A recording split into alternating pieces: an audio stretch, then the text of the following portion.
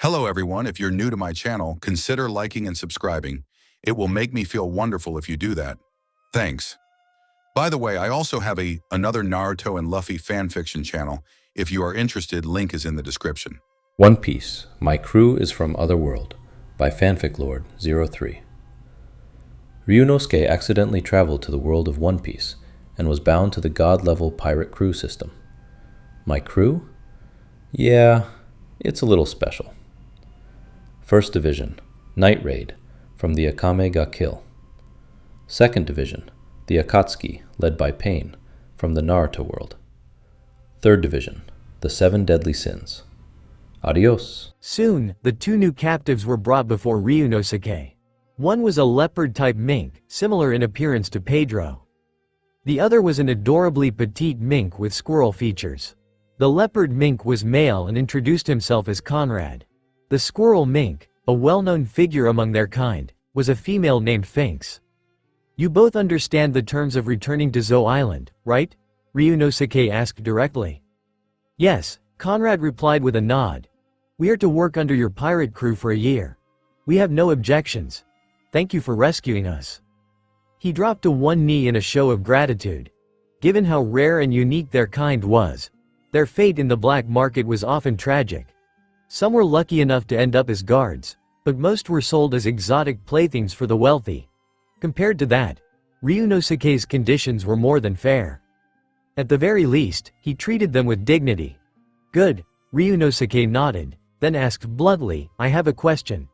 That Sulong form, is it a natural ability, or do you have to train to unlock it?"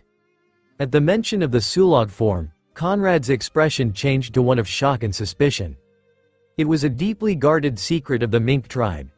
Even Luffy and his crew, who had spent considerable time with the minks, had no clue about it. When Carrot first transformed, everyone had been stunned. The mink tribe's potential was still vastly underestimated. "How do you know about the Sulong form?" Conrad asked cautiously. "Forgive my rudeness, but please explain."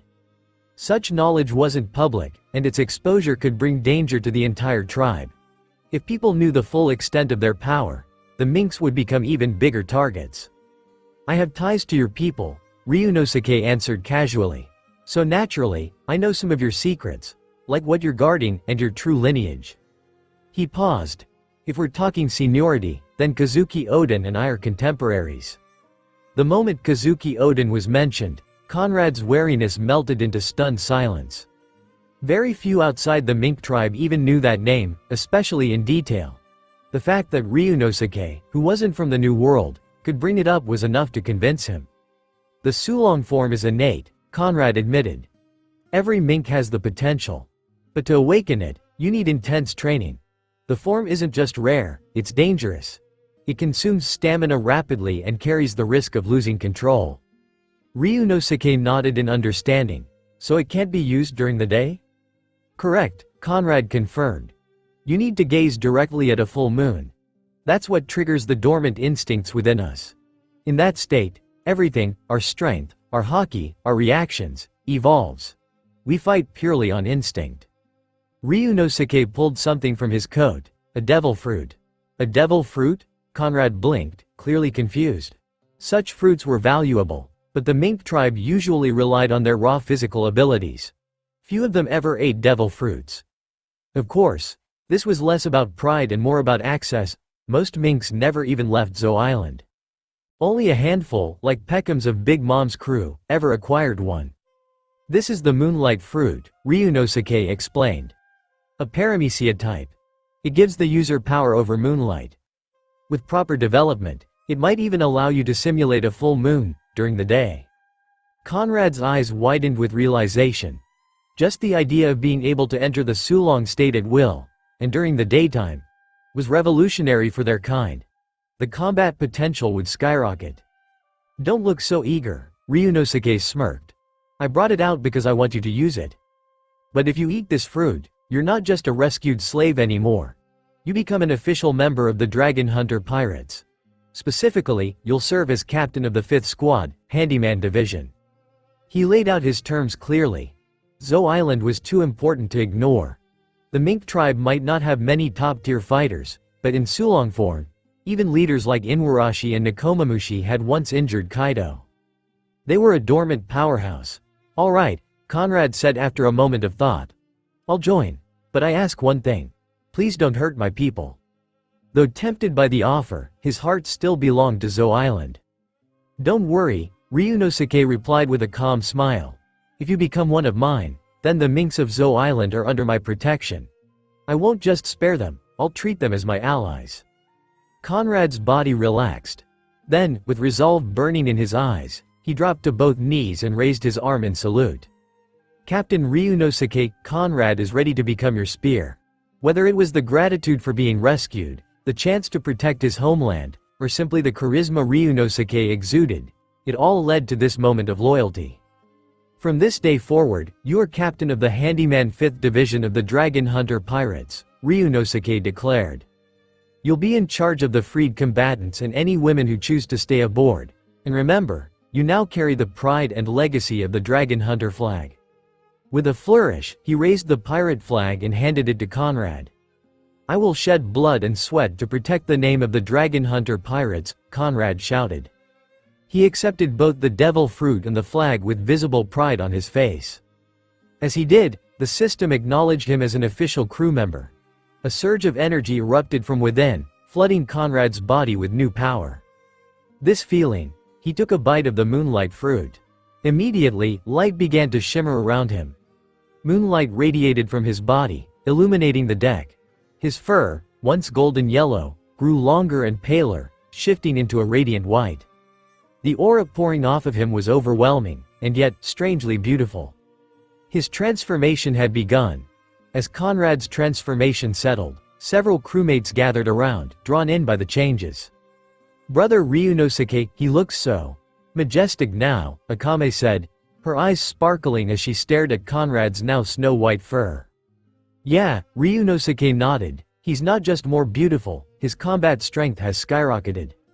He pointed at the electric current sparking faintly across Conrad's body. That level of electricity, it could knock out every piece of tech on a battleship with one hit. Najenda wasn't just captivated by his appearance, she could feel the power rolling off him. Becoming an official crew member of the Dragon Hunter Pirates came with its perks, and the system didn't disappoint. Style and strength were both essential for anyone aiming to reach the top of the world, after all. Once acknowledged by the system, a crewmate would receive an immense boost in strength. First came the improvement in physical capabilities, followed by upgrades in haki and sensory awareness. And for members of the Mink tribe, such enhancements weren't just additive, they were transformative. Finks, standing nearby, couldn't hide her shock. Her eyes widened as she observed the now formidable Conrad. The same Conrad who had been captured alongside her, had become a powerhouse. It was surreal. In her mind, he might now even rival the rulers of Zou, Inuarashi and Nekomamushi. A pang of envy flickered in her heart. If only I had spoken up first. But it remained just that. Envy. Not jealousy. The Mink tribe wasn't wired for bitterness. Instead, they felt joy for a companion's growth. Half an hour passed before Conrad finally tilted his head back and let out a thunderous howl. The roar echoed across the ship, making Ryunosuke wince as pain shot through his ears. That alone spoke volumes of Conrad's current strength. As the excess energy subsided, Conrad returned to his base form. He stood tall, eyes burning with spirit. "Captain," he said, facing Ryunosuke, "I've awakened the primal instinct within me. I can now enter the Sulong form at will. I'm also developing the abilities of the Moonlight Fruit. Right now, I can release moonlight energy to further strengthen the Sulong state. I haven't yet reached the point where I can create moonlight that let others enter the Sulong form." He raised his hand as he continued, "And there's more, the Moonlight Fruit also emits a unique kind of cold air." An invisible wave pulsed from his palm. No one felt physically cold, but a chill crawled up from within their very souls. "Soul-freezing cold?" Ryunosuke muttered, surprised. "This is, on a god-tier level." If developed fully, this soul-chilling ability could even counter Charlotte Linlin's Soul Fruit. The eerie sensation it carried reminded him of the Revive fruit's deathly chill, targeted at the soul, not the body. But the sensation vanished as quickly as it appeared. Conrad let out a breath, his shoulders dropping. I can't fully control it yet. It burns through stamina like crazy. That's fine, Ryunosuke said, nodding. You've proven enough to take the role of the odd job squad captain. But don't get cocky. Just because you're strong now doesn't mean you get a free pass. In the Dragon Hunter Pirates, we grow together. It's not about relying on one powerhouse. Everyone must become strong enough to pull their weight. Conrad nodded firmly. Understood, Captain. I'll keep pushing myself to be someone this crew can depend on. He meant every word. Conrad and Finks had left Zou seeking freedom from its isolated traditions. They wanted to see the world. But the moment they stepped outside, they were captured. The mink tribe had always been a hot commodity in the black market. Najenda, spar with Conrad, Ryunosuke ordered. Hawkins, find the nearest island and dock. Conrad blinked in confusion. Wait, didn't I just show how strong I am? Does the captain still doubt me? But instead of dwelling on it, he kept his thoughts to himself. Maybe Ryunosuke wanted to see what his power looked like in real combat. Soon, the ship arrived at an isolated island, a common sight on the Grand Line. Though deserted, islands like this were prime spots for pirates. No governments, no rules. Nijinksa, Ryunosuke called out, don't hold back. Just don't kill him. I can patch him up if it gets ugly. With that, he led the rest of the crew to the reef area, leaving the two fighters on the beach. I'm not a devil fruit user, Najenda said, stepping forward, but I'm far from weak. She grinned. Name's Najenda, 1st Division Captain of the Dragon Hunter Pirates Night Raid Unit. Susano. The moment she spoke, her summoned warrior materialized beside her. A swirling vortex of soul energy surged outward as Susano took form, his presence oppressive and overwhelming. Conrad, who had been somewhat relaxed, immediately tensed up. Damn, this isn't just a spar. This is a real test. Najenda's Susano exuded an aura that made Conrad's instincts scream in warning. Captain of the 1st Division, she's on a different level. Getting distracted in battle. Her voice cut through his thoughts like a blade. Rookie mistake. Boom. Before he could react, her fist was already slamming into him. He flew back, crashing into the sand with a grunt. That's the strength you were so proud of? Najenda scoffed. Come on, don't embarrass yourself. The captain gave me permission to go all out, as long as you don't die. She smirked as her armament hockey surged to life, coating her limbs and even spreading to Susano. ZZZZT. Boom. A blur of white lightning shot across the battlefield. Conrad retaliated, electric currents crackling around him as he entered the Sulong form. His figure flashed forward, the ground shaking with his explosive dash. He clashed with Susano, and the resulting shockwave kicked up a wave of sand and debris. Not bad, Najenda admitted. You're fast, and your instincts are sharp. But if that's all you've got, you're not ready. With a sharp cry, she and Susano launched into another flurry of attacks. Conrad fought back with everything he had, but it wasn't enough. His body had power, but his mind hadn't caught up. He could only use about 60% of his full strength. The unfamiliarity, the lack of control, it all showed in his movements. And Najenda took full advantage. Before long, the fight turned one-sided. Conrad was being completely overwhelmed. It wasn't that he was weak. He simply wasn't ready for this kind of battle. Yet, Conrad had initially tried to resist, but eventually, he gave up. Even though Najenda wasn't stronger than him in raw power, armament hockey, or even devil fruit ability, she completely overwhelmed him in combat. With her imperial arms Susano, paired with her battle experience and total mastery over her strength, Najenda dominated the fight. At one point, even Najenda was stunned. This guy could still move after being pummeled that long? His regeneration and sheer durability were insane. No wonder he walked around so cocky. With that kind of endurance, anyone would think they were invincible. That's enough, Najenda. Stand down, Ryunosuke called out as he approached.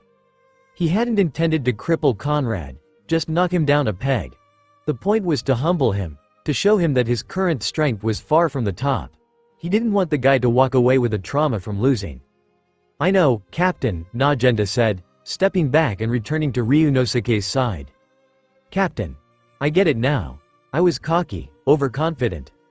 I let my guard down even though I was facing the captain of the 1st Division. If that had been a real enemy, I'd be dead." Conrad knelt on one knee in front of Ryunosuke, his voice filled with guilt and regret. Ryunosuke had saved his life, gifted him a devil fruit, and used some unknown method to massively enhance his strength. And yet, he'd let it get to his head. He'd treated that gift like it made him untouchable. That was nothing short of disrespect to everything Ryunosuke had done for him. "I'm glad you understand," Ryunosuke said calmly. "That's exactly what I wanted you to realize. From now on, focus on training. Lead your squad with purpose. Make them a force known across the seas. Someday, even Zou Island on the back of the Elephant Lord will take pride in your name. Don't just sit on your strength. Push yourself. Keep evolving." "I understand, Captain. I'll take care of my injuries myself. No need for healing," Conrad said quickly, shaking his head. "Let them hurt. It'll remind me not to slack off again." "Good." Ryunosuke nodded. "From this point forward, your role, and that of the other captains from the Odd Jobs Division, is the same. But you also have a special mission. You're to rescue every stranded member of the mink tribe you can find. Even if they're slaves or guards now, they're still your people." As he spoke, Ryunosuke pulled out a Den Mushi and began dialing. He was reaching out to Morgans, one of the underground emperors. If anyone could track the locations of trafficked mink tribe members, it was him. While Ryunosuke negotiated with Morgans, Conrad stood silently, watching. His eyes stung. Tears welled up and spilled over. This was his captain? He'd thought Ryunosuke only saw him as a tool, only wanted his power. But after joining the Dragon Hunter pirates, his very first mission was to save others of his kind. No words could describe how that hit him. The selflessness, the vision, the sheer nobility of it. Conrad was overwhelmed. Ryunosuke, on the other hand, didn't even notice the emotional breakdown happening behind him. He was too focused on the call. He didn't hear the notification from the system about his increased reputation either, it had been muted. But even without any system assistance, Ryunosuke had completely earned Conrad's loyalty. This was the power of personal charisma. This was the strength of true leadership. A flutter of wings interrupted the moment. A newsbird landed nearby. "Conrad, you still crying? Get over here already?" Ryunosuke called out, glancing back. At first, he assumed Conrad was still in pain from the beatdown, but the more he watched, the more it seemed off. Still, if the man needed a good cry, let him have it. But now that the newsbird was here, he had to pull himself together. Was there really that much snot? Why yeah. Conrad quickly got to his feet and hurried over. To be fair, the mink tribe's recovery abilities were pretty insane. Anyone else beaten that hard by Najenda would still be in bed. But Conrad was already walking again. Then again, it probably had something to do with his recent power boost. Najenda's beatdown might have helped him integrate those new strengths better. "This is a newsbird, you've seen them before. And this," Ryunosuke said, handing him a device, "is an eternal pose that belongs to the news agency. Follow it to a contact who'll give you the leads you need. When you're done, return the eternal pose to the bird." The price for this information had already been negotiated. It wasn't cheap, 300 million berries. If not for a special deal Ryunosuke had with Morgans, the information wouldn't have been for sale at all. "I understand, Captain." Conrad accepted the device with both hands. Ryunosuke had thought everything through, even arranged a direct lead for him.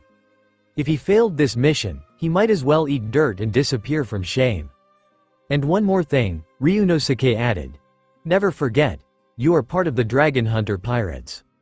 You've got us backing you up. If there's anything you can't handle, don't hesitate, call us." Ryunosuke handed over the newsbird, and Conrad broke into tears again. Minks were seriously emotional. That or Conrad just had a lot bottled up. Once Conrad was on his way, Ryunosuke and the others resumed their journey. "Captain, I think I figured out what you're planning." Najenda walked up beside him. "Oh?" Ryunosuke raised an eyebrow. "Let's hear it." It would have been disappointing if Najenda didn't catch on. She'd always been at his side, and her strength wasn't just in combat, she was a tactician. Unlike Akame, who only thought about slicing things and eating meat. "You want to let each of the handyman division eventually become their own independent pirate crews," Najeda said. They'll still be under our banner, but independent in function. Doing this will massively boost our overall influence and spread our name across the seas." Ryunosuke gave her a nod. She wasn't completely right, but close enough. Based on the limited info she had access to, her analysis was solid. Far better than Akame's complete lack of insight. Just as Ryunosuke was about to respond, Kuina approached, looking conflicted. "Something on your mind?" he asked, noticing her serious expression. Kuina wasn't just carrying the pride of the dragon hunter pirates. She also carried the legacy of Wano. She rarely brought it up, but Ryunosuke hadn't forgotten. He could tell this wasn't something trivial. "Captain," she said quietly, taking a breath. "Are you really connected to the Kazuki clan?" After hearing Kuina's explanation, Ryunosuke finally relaxed. So that's what she was worried about. Earlier, Ryunosuke had just said those things based on his knowledge of the One Piece world. His real goal was to win over Conrad's trust. After all, the Mink tribe is notoriously xenophobic. Considering they'd just been captured and sold into slavery, it was only natural for them to harbor resentment, even toward those who helped them. Sure, Conrad might be moved that Ryunosuke saved them, maybe even choose to stick around. But to expect him to fully commit and entrust everything to the dragon hunter pirates? That was a different story. Of course, Ryunosuke wasn't about to explain all this to Kuina. In her eyes, he had a heroic, larger-than-life image. There was no need to ruin that with behind-the-scenes scheming. And more importantly, if he did try to explain, he'd have to reveal how he knew so much in the first place. So, if it's a nice little misunderstanding, he might as well let her believe it. "What exactly is the connection between the Kazuki clan and your Shimotsuki clan?" Ryunosuke asked casually. "From what I know, your clan always played more of a support role in Wano. It's not like you were defeated. You all just stepped back into the shadows." He leaned back, staring at her with genuine curiosity. "So Kuina, what is it you're trying to do?" It was just vague speculation wrapped in idle talk, but then he tossed the question right back at her. Hearing him speak so confidently about Wano country, Kuina couldn't help but believe that Ryunosuke was somehow connected to the Kazuki clan. Maybe not directly involved, but at least related. After all, he would have been just a baby during those events. "Wano is being crushed under the heel of Orochi and Kaido," Kuina said bitterly. "That land has lost all hope. That's why, we have to stand up and take it back." She hesitated, eyes dropping slightly. "And the Mink tribe is a critical part of the plan. That's why I was so concerned." Even though she was now a crew member of the Dragon Hunter pirates, Kuina still carried a heavy burden. It was precisely because she trusted the crew, and recognized Ryunosuke's incredible personal charisma, that she worried. If Ryunosuke really showed up on Zou, there was a good chance the Minks would accept him. Hell, they might even follow his lead and join the effort to liberate Wano. But Kuina didn't want that. She wanted them, the ones from Wano, to do it with their own hands. "That's her mission. Don't beat yourself up over it," Ryunosuke said gently. "We're partners, remember? You've been fighting for my dream, so it's only natural for us to help each other out when it matters." He smiled, shifting the conversation in a more philosophical direction. Kuina had endured the destruction of her homeland and the loss of her family. She'd been forced into exile. From a young age, her father, Koshiro, had taught her to be independent and strong-willed, and thanks to her extraordinary sword talent, he'd pinned high hopes on her. That's why she faked her death. TL. So this is the reason why she is alive. Koshiro knew that the more Kuina grew, the more attention she'd draw. It was to protect her, and to give Zoro the drive to become stronger, that he made that decision. And Kuina, she had known what she wanted since the start. That's why she and Ryunosuke worked so well together. Just like Zoro, who's out there carrying that same dream on his back. "I understand, Captain." Kuina dropped to one knee, her expression firm with unwavering loyalty. "Whatever you command next, I'll follow it without hesitation." The system's loyalty binding was just a subtle psychological influence, something that would naturally deepen over time. But Ryunosuke's sheer charisma? That hit like a lightning strike. He had completely won her over. Her loyalty now was no different from those recruited directly by the system. It was a huge step forward. "All right, let's get ready to move," Ryunosuke ordered. 5 days later, Sabaody Archipelago. The dragon hunter pirates finally arrived at the Sabaody Archipelago. Their presence immediately put both the world government and the navy on high alert. This is close to Mariajoy, after all. If the dragon hunters went wild here, they could pose a real threat to the celestial dragons. With their strength, they might even make it to the top. Fortunately, Admiral Borsellino was stationed nearby. If anything happened, he could at least stall them long enough for reinforcements to arrive. But as for actually arresting the dragon hunter pirates? Sengoku didn't even consider it. They had just shaken the entire Grand Line. Crime rates in several regions had even dropped because other pirates were afraid to make moves. So unless the world government gave a direct order, Sengoku wasn't about to make that call. Taking action against the dragon hunter pirates without a solid plan could backfire badly. "Captain, are we just partying here?" Najenda sat inside a bar, sipping a glass of fine wine. Her expression was puzzled. They'd already been here for a whole day, yet Ryunosuke hadn't made a single move. Instead, he told everyone to eat, drink, and enjoy themselves. Only Hawkins had been given a real assignment. He was sent to take control of the lawless zone in the area. Everyone else? It felt like a damn vacation. "This is the gateway to the new world," Ryunosuke finally said. "Next stop is Fishman Island. Once we pass through there, we're officially in the new world. But before we go, we need to tie up every loose end here on the Grand Line." He pulled out a detailed plan. It was a massive map filled with names, notes, and battle strategies.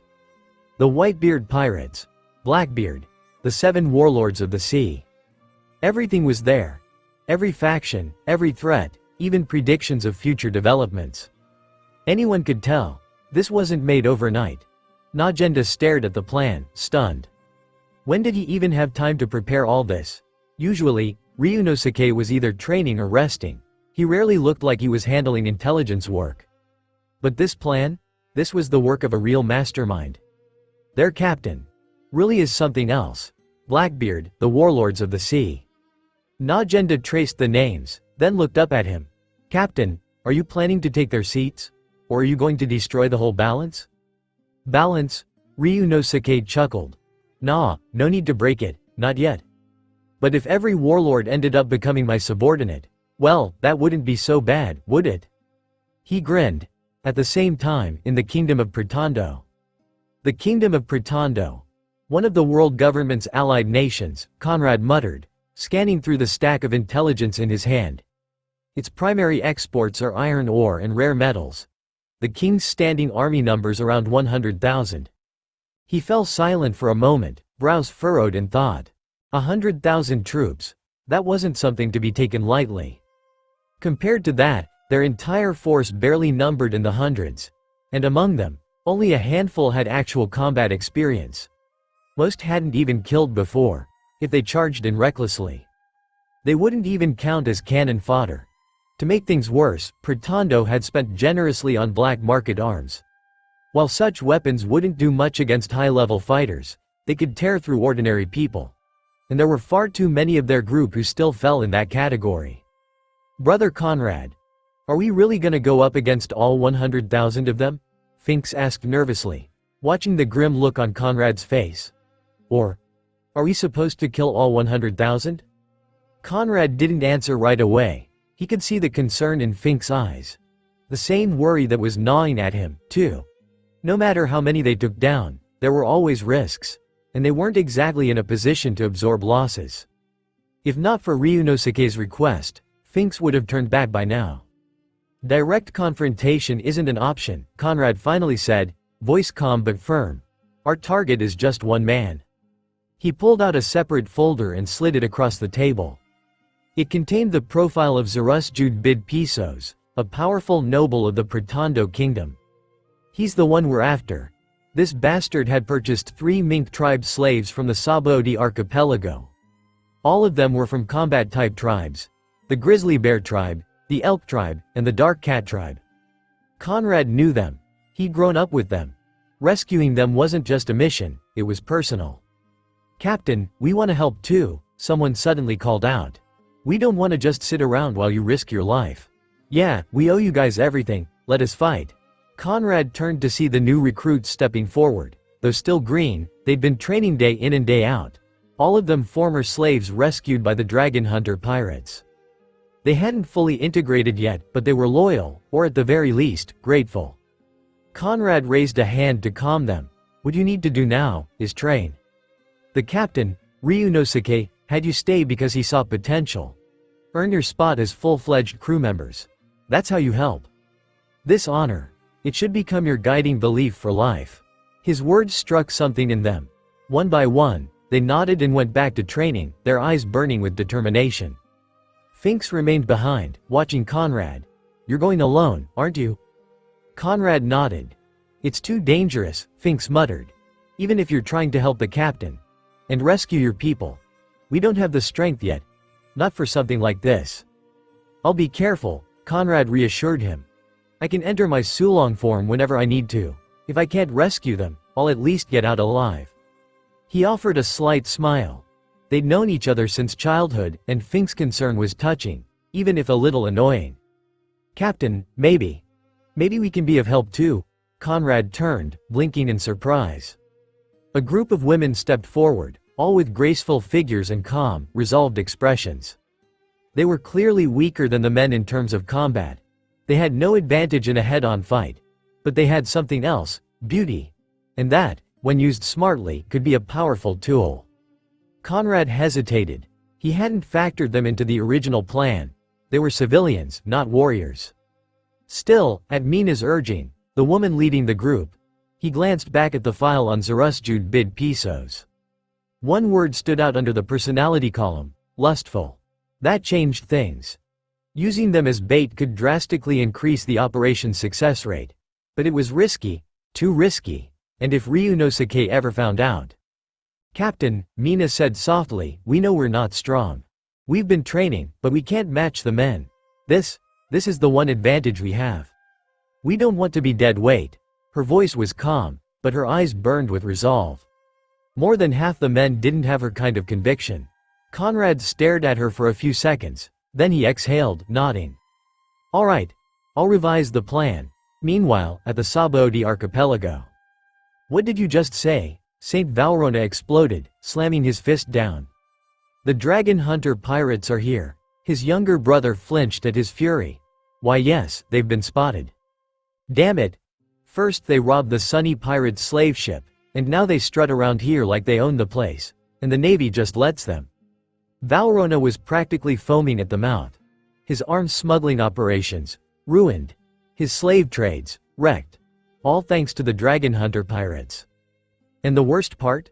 He couldn't even retaliate. His younger brothers had already suffered humiliating defeats, and as for himself, he wasn't stupid enough to risk stepping in front of Ryunosuke. The man was insane enough to kill a celestial dragon, and powerful enough to get away with it. All Valrona could do now was rage, and blame the Navy. Saint Valrona, his brother said quickly, maybe we should wait. Saint Charlos is already preparing a response. If the celestial dragon guards from Mary Joieuse get involved, the dragon hunter pirates won't stand a chance. Valrona finally relaxed a little, nodding. Fine, I'll let Charlos deal with it. But he better not screw this up. He stood up slowly, stepping off the pile of half-naked girls he'd been lounging on. The couch beneath him was supported by the backs of more women, trembling and silent. His habits were beyond disgusting, but no one said a word. The guards and aides had seen it all before. In this world where the strong ruled over the weak, if you didn't have power, you were just meat on a chopping board. 2 days later. Captain, we've completed the investigation, Hawkins reported with a calm, yet slightly bloody tone. There are only 2 celestial dragons currently on the Sabaody archipelago, St. Charlos and St. Valrona. Neither of them has done anything out of the ordinary. They've just been staying inside their palaces without causing a fuss. Ryunosuke nodded slightly. Got it. And the lawless zone? Hawkins straightened up. Conquered. I eliminated everyone who dared resist. The rest, I've made it clear. If they even think about rebelling, they'll be killed instantly.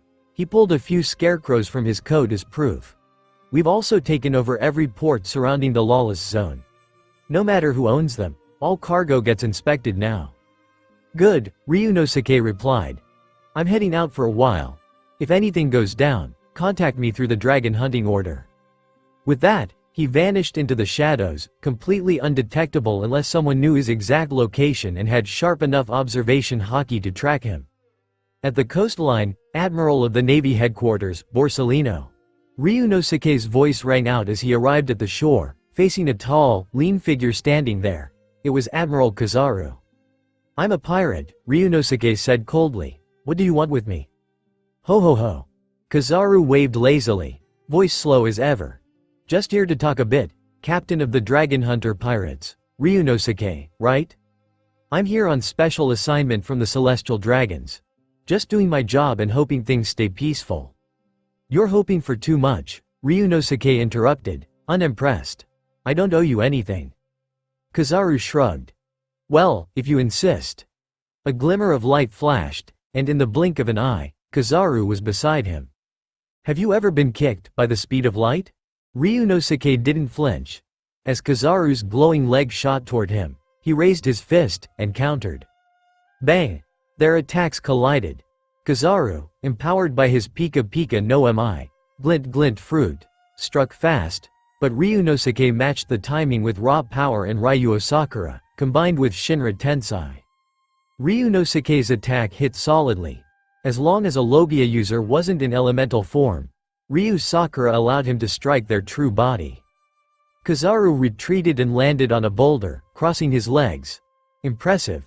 But that's not your full power, is it? Ryunosuke leaned back against another boulder, grinning. Isn't it the same for you? You've been holding back too. The tension faded slightly as both men stopped to size each other up. You're faster than the reports said, Kizaru muttered. Kuzan said you had some weird ability, absorbing and deflecting attacks. But he didn't mention how physically strong you were. So this was just a test? Ryunosuke asked, voice casual but eyes sharp. I've seen what I needed to see, Kizaru replied. If you're really the one to shake the system, I won't hold back next time.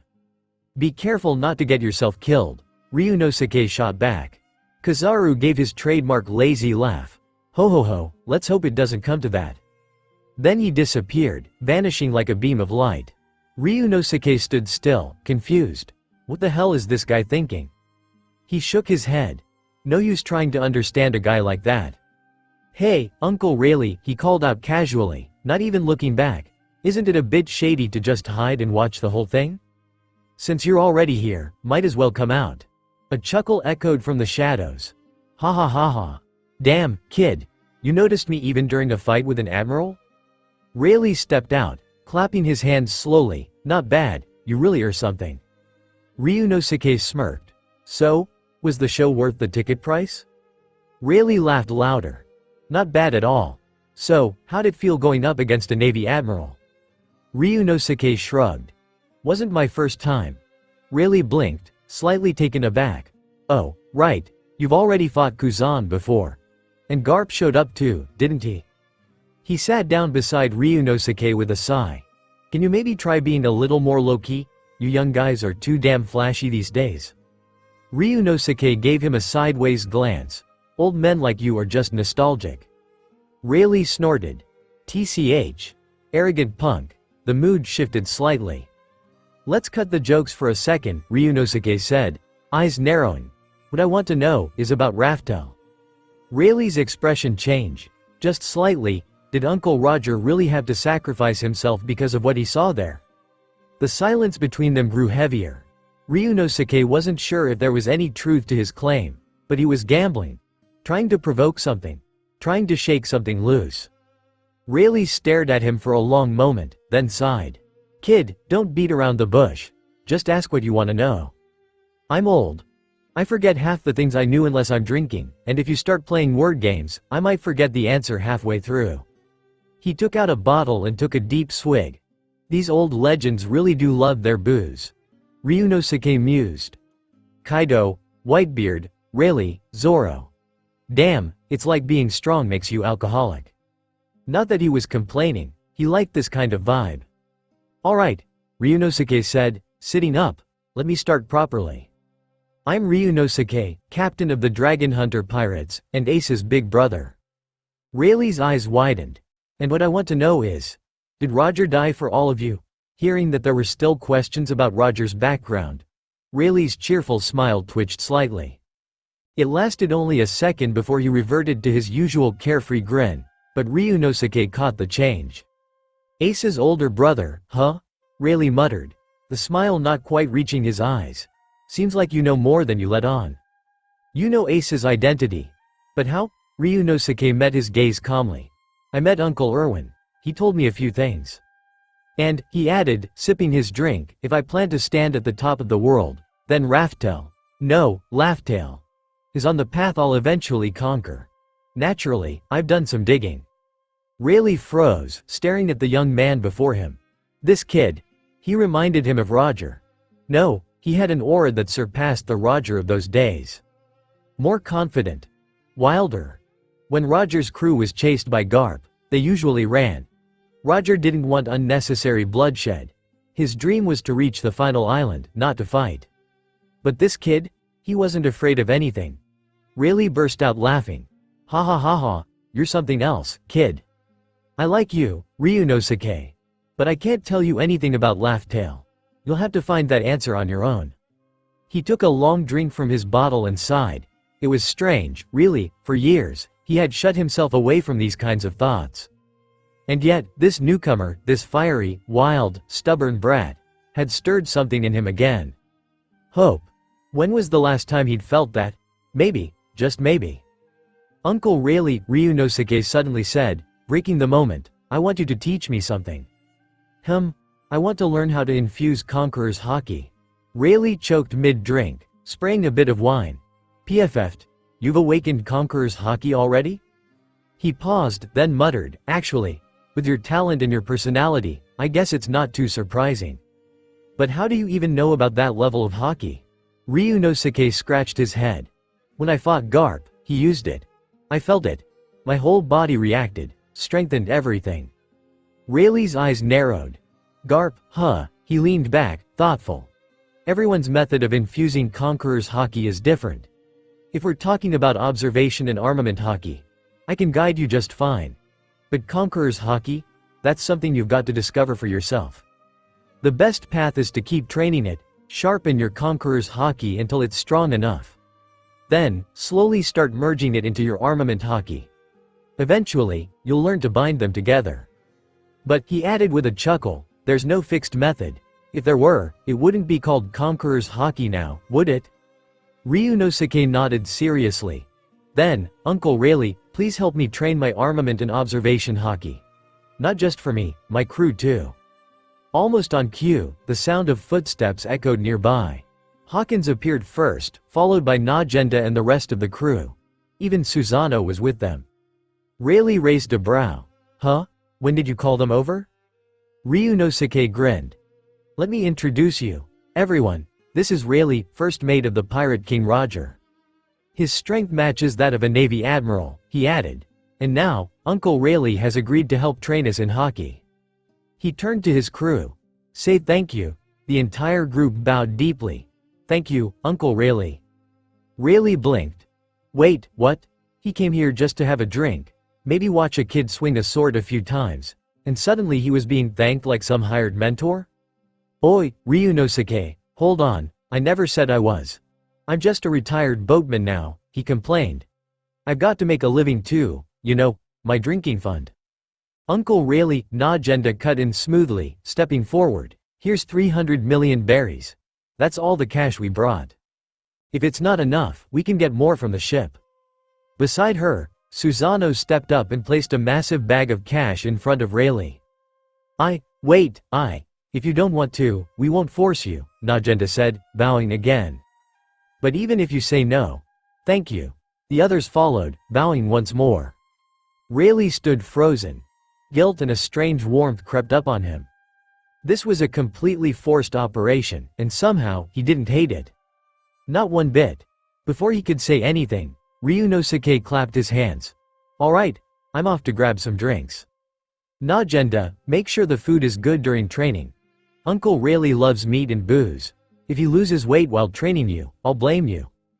And just like that, Ryunosuke vanished from the area. Rayleigh sighed. This damn kid, but he couldn't help the smile tugging at his lips. The captain of the Dragon Hunter Pirates was like an overgrown, mischievous brat. Still, there was something pure about him, too young, too wild. But maybe, just maybe, after leaving the training spot, Ryunosuke headed straight for a nearby restaurant. "Tsukuyomi," he said, tossing a thick wad of cash onto the counter, "have 10 days' worth of wine delivered to Rayleigh's place. I've got something else to take care of." With that, he turned and disappeared into the streets. Tsukuyomi blinked, staring at the pile of cash, then silently began arranging the delivery. Meanwhile, Ryunosuke made his way toward another location. He had already met Rayleigh, now, it was time to visit her. In the Sabaody archipelago, when it came to underground intel, there was one person more connected than even Morgan's. Miss Shaki. As he walked toward the infamous bar, a small smirk played on Ryunosuke's face. Time to pay the blackmail queen a little visit. Ryunosuke arrived at the familiar spot, the blackmail bar. "Oh, Captain Ryunosuke, leader of the Dragon Hunter Pirates?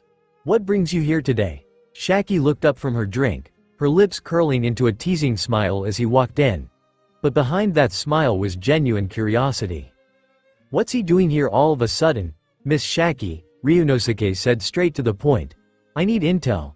Specifically, how many slaves are currently on Sabaody archipelago, the exact whereabouts of the celestial dragons, and the current navy deployment in this area." Shaki blinked, stunned for a second. This guy wasn't beating around the bush. He'd gone straight for the sensitive topics: slaves, celestial dragons, and navy forces. None of it was small-time stuff.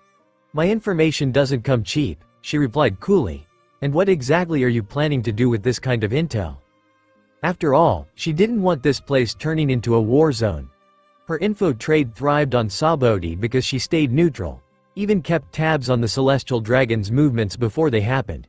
She was a reliable source for both sides, traders and slaves alike. "To clean up some trash," Ryunosuke said with a grin. "They attacked me once already. I'm not letting that slide." His smile was casual, but his words? Deadly. Shaki's face tightened slightly. He wasn't just making a threat, he was making a promise. But she wasn't someone easily intimidated. Still, she knew when to make a deal. 30 million berries, she said, sliding over a small stack of doughnuts. "No problem." Ryunosuke nodded and took the papers. He quickly scanned the files, eyes flicking over the locations of celestial dragons and the current slave markets. The navy stationed here wasn't led by a captain. It was a vice admiral. No wonder the defenses were tight. With Sabaody being a high-traffic zone for nobles and underworld dealings, a strong presence made sense. "Thanks, Sister Shaki," Ryunosuke said after digesting the information. "Oh, and Uncle Rayleigh won't be back for a while. He's hanging out with my crew. So, don't bother digging into us during that time," he added. "If there's anything you want to know, just ask. I'll tell you straight. But I'd appreciate it if you didn't go leaking it to others." Shaki paused. She'd been planning to investigate the Dragon Hunter Pirates herself. But now? This little brat read her like a book. No wonder he'd made such a name for himself in such a short time. "You sure are full of surprises." She narrowed her eyes thoughtfully. "Fine. I won't poke around, but I'm curious. How strong are the Dragon Hunter Pirates now?" Ryunosuke smirked. "We've got somewhere between 1,000 to 2,000 members now. About a dozen top-tier fighters. Guys who can go toe-to-toe with a rear admiral, even a vice admiral.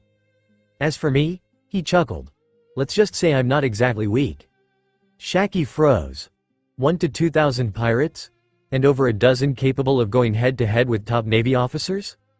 The Dragon Hunter Pirates hadn't even been around 2 years. This was insane. In her latest intel, they'd only had a few hundred people, even counting the odd job crews. They'd been hiding their strength all along. "I'll get going then," Ryunosuke said, standing up. "Still got work to do." "Wait," Shaki called out softly, "just one thing.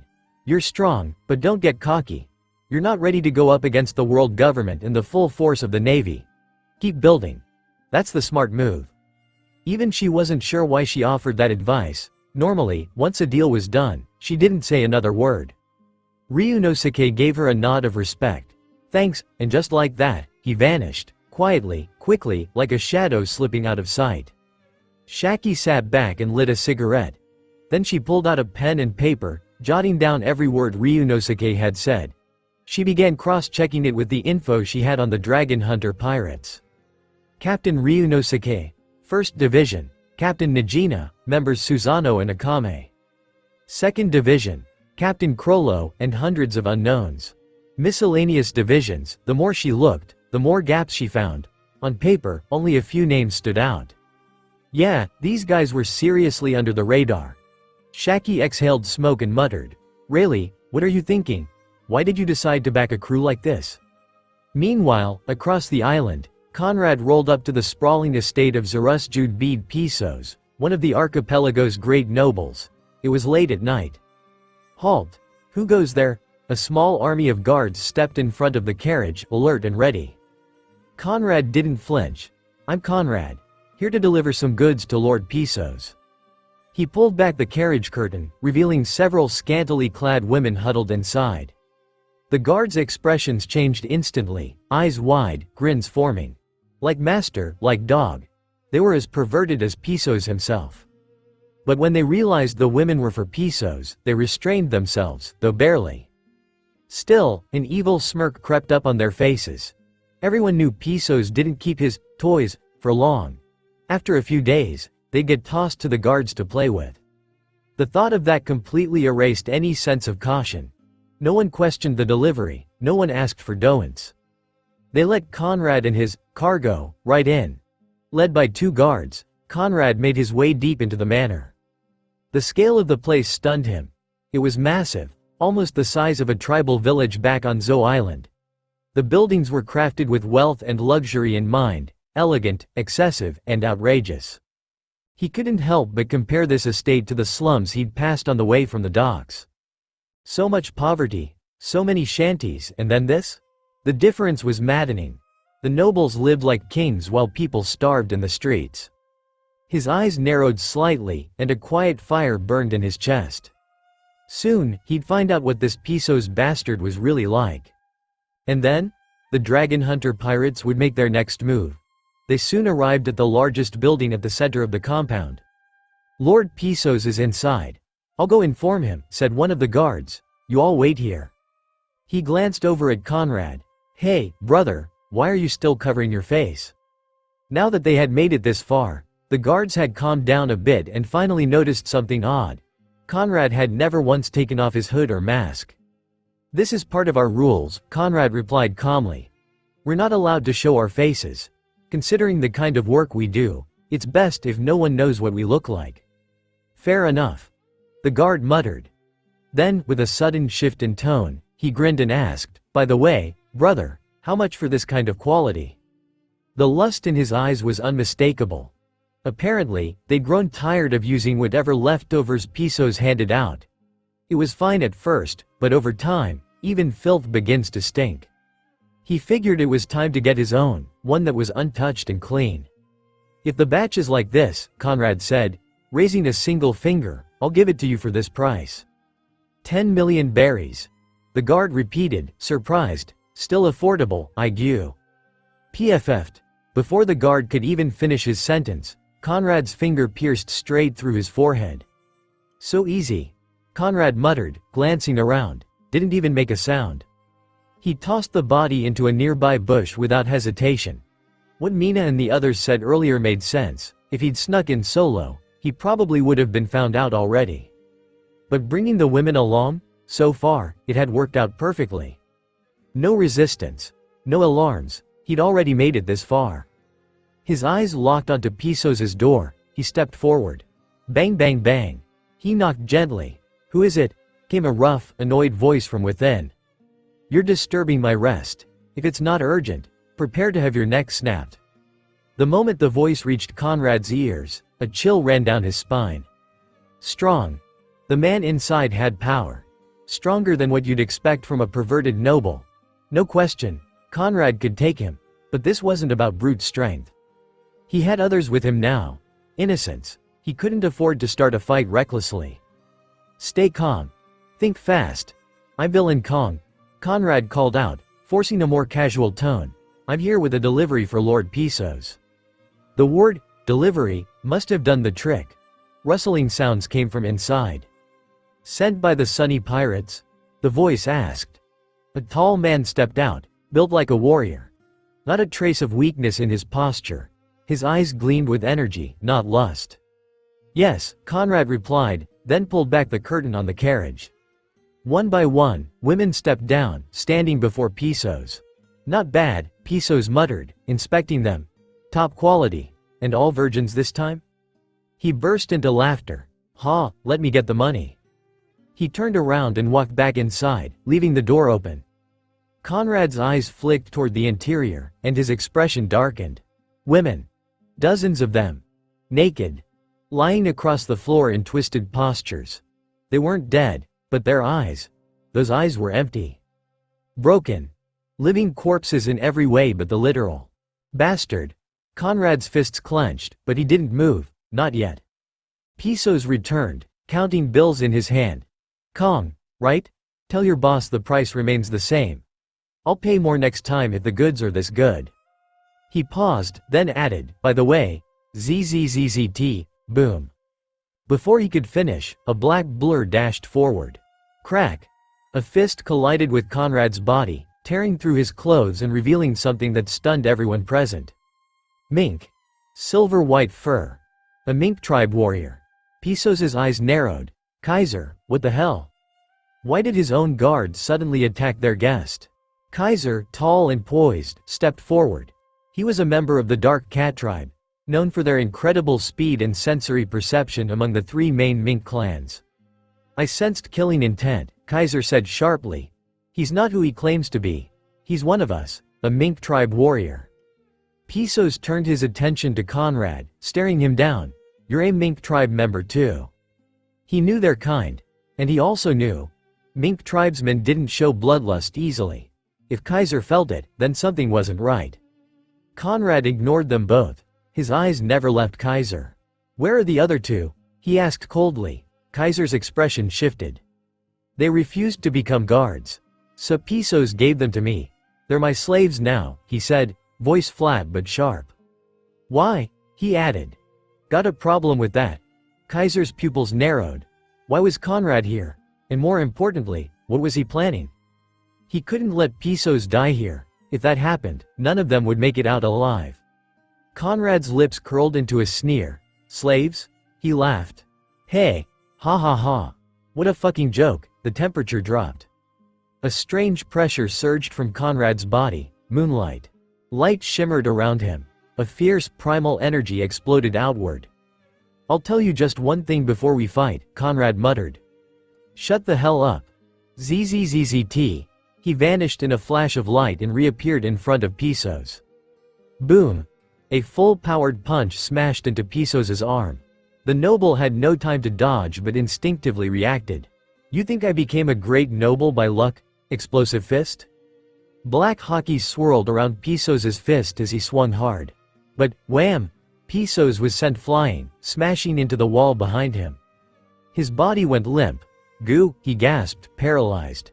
Conrad's turban had blown off, revealing his silver mane and glowing yellow eyes. Kaiser's jaw dropped.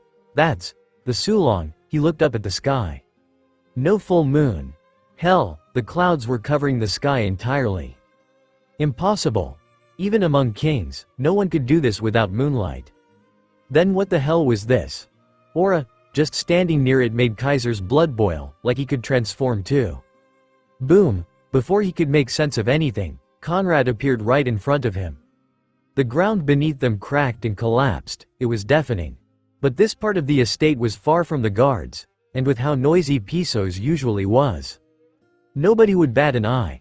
Conrad's claws tightened around Cather's neck, fury blazing in his eyes. Tell me, why? He growled. Why the hell would you treat your own people like slaves? His voice trembled with rage. Even though Duke Inuarashi and Boss Cat Viper had their differences, the mink tribe was always united against outsiders. And yet, Kaiser, one of their own, had sided with the enemy, reducing his kin to property. Unforgivable. That's why Conrad hadn't hesitated to unleash his Sulong form. In this state, his emotions were consumed by pure rage. All he wanted now was an answer, something, anything that made sense. Kaiser's eyes bulged as Conrad's grip tightened. His claws were digging into Kaiser's neck. He was seconds away from snapping it. "Brother!" Finks rushed in, panic written all over her face. She grabbed his arm, trying to pry him off. "Let go, he's gonna die. Just let him explain." She didn't want Conrad to do something he'd regret forever. If Kaiser died here, killed in a blind rage, there'd be no turning back. Conrad's breathing slowed. His crimson Sulong eyes gradually dimmed. The transformation faded. "Finks," he muttered, his voice rough but calmer. He loosened his grip and released Kaiser, who dropped to the floor coughing violently, claw marks red across his neck. "You'd better have a damn good reason," Conrad said coldly. Kaiser wheezed, gasping between coughs. "If we hadn't played along, all three of us might be dead by now," he rasped. "Rova and Ivy. They're at my place, safe. I gave in so they wouldn't get hurt. It was the only move I had left." There was no defiance in his tone, just resignation, and something else, too, respect. Even Kaiser didn't know why he suddenly felt this strong pull toward Conrad. "I see." Conrad's voice softened slightly. "I'm sorry. I lost it back there.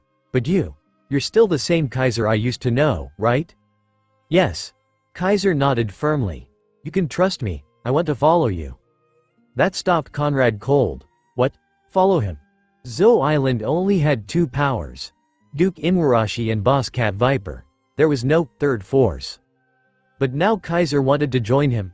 "I'm just the handyman division captain of the Dragon Hunter Pirates," Conrad said, recovering from the shock. "If you want to follow me, that means you become a pirate too. And you need to respect the Dragon Hunter Pirates even more than you respect me, got it?" Kaiser didn't even hesitate. "No problem.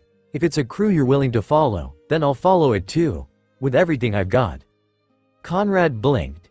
Even thick-skinned as he was, he could tell something about this was off. But his head was still spinning, and there were more pressing matters to handle. "Let's deal with that later. Take the women and head back to your place first. Then bring them to the port," he instructed. "Finks, I'm counting on you too."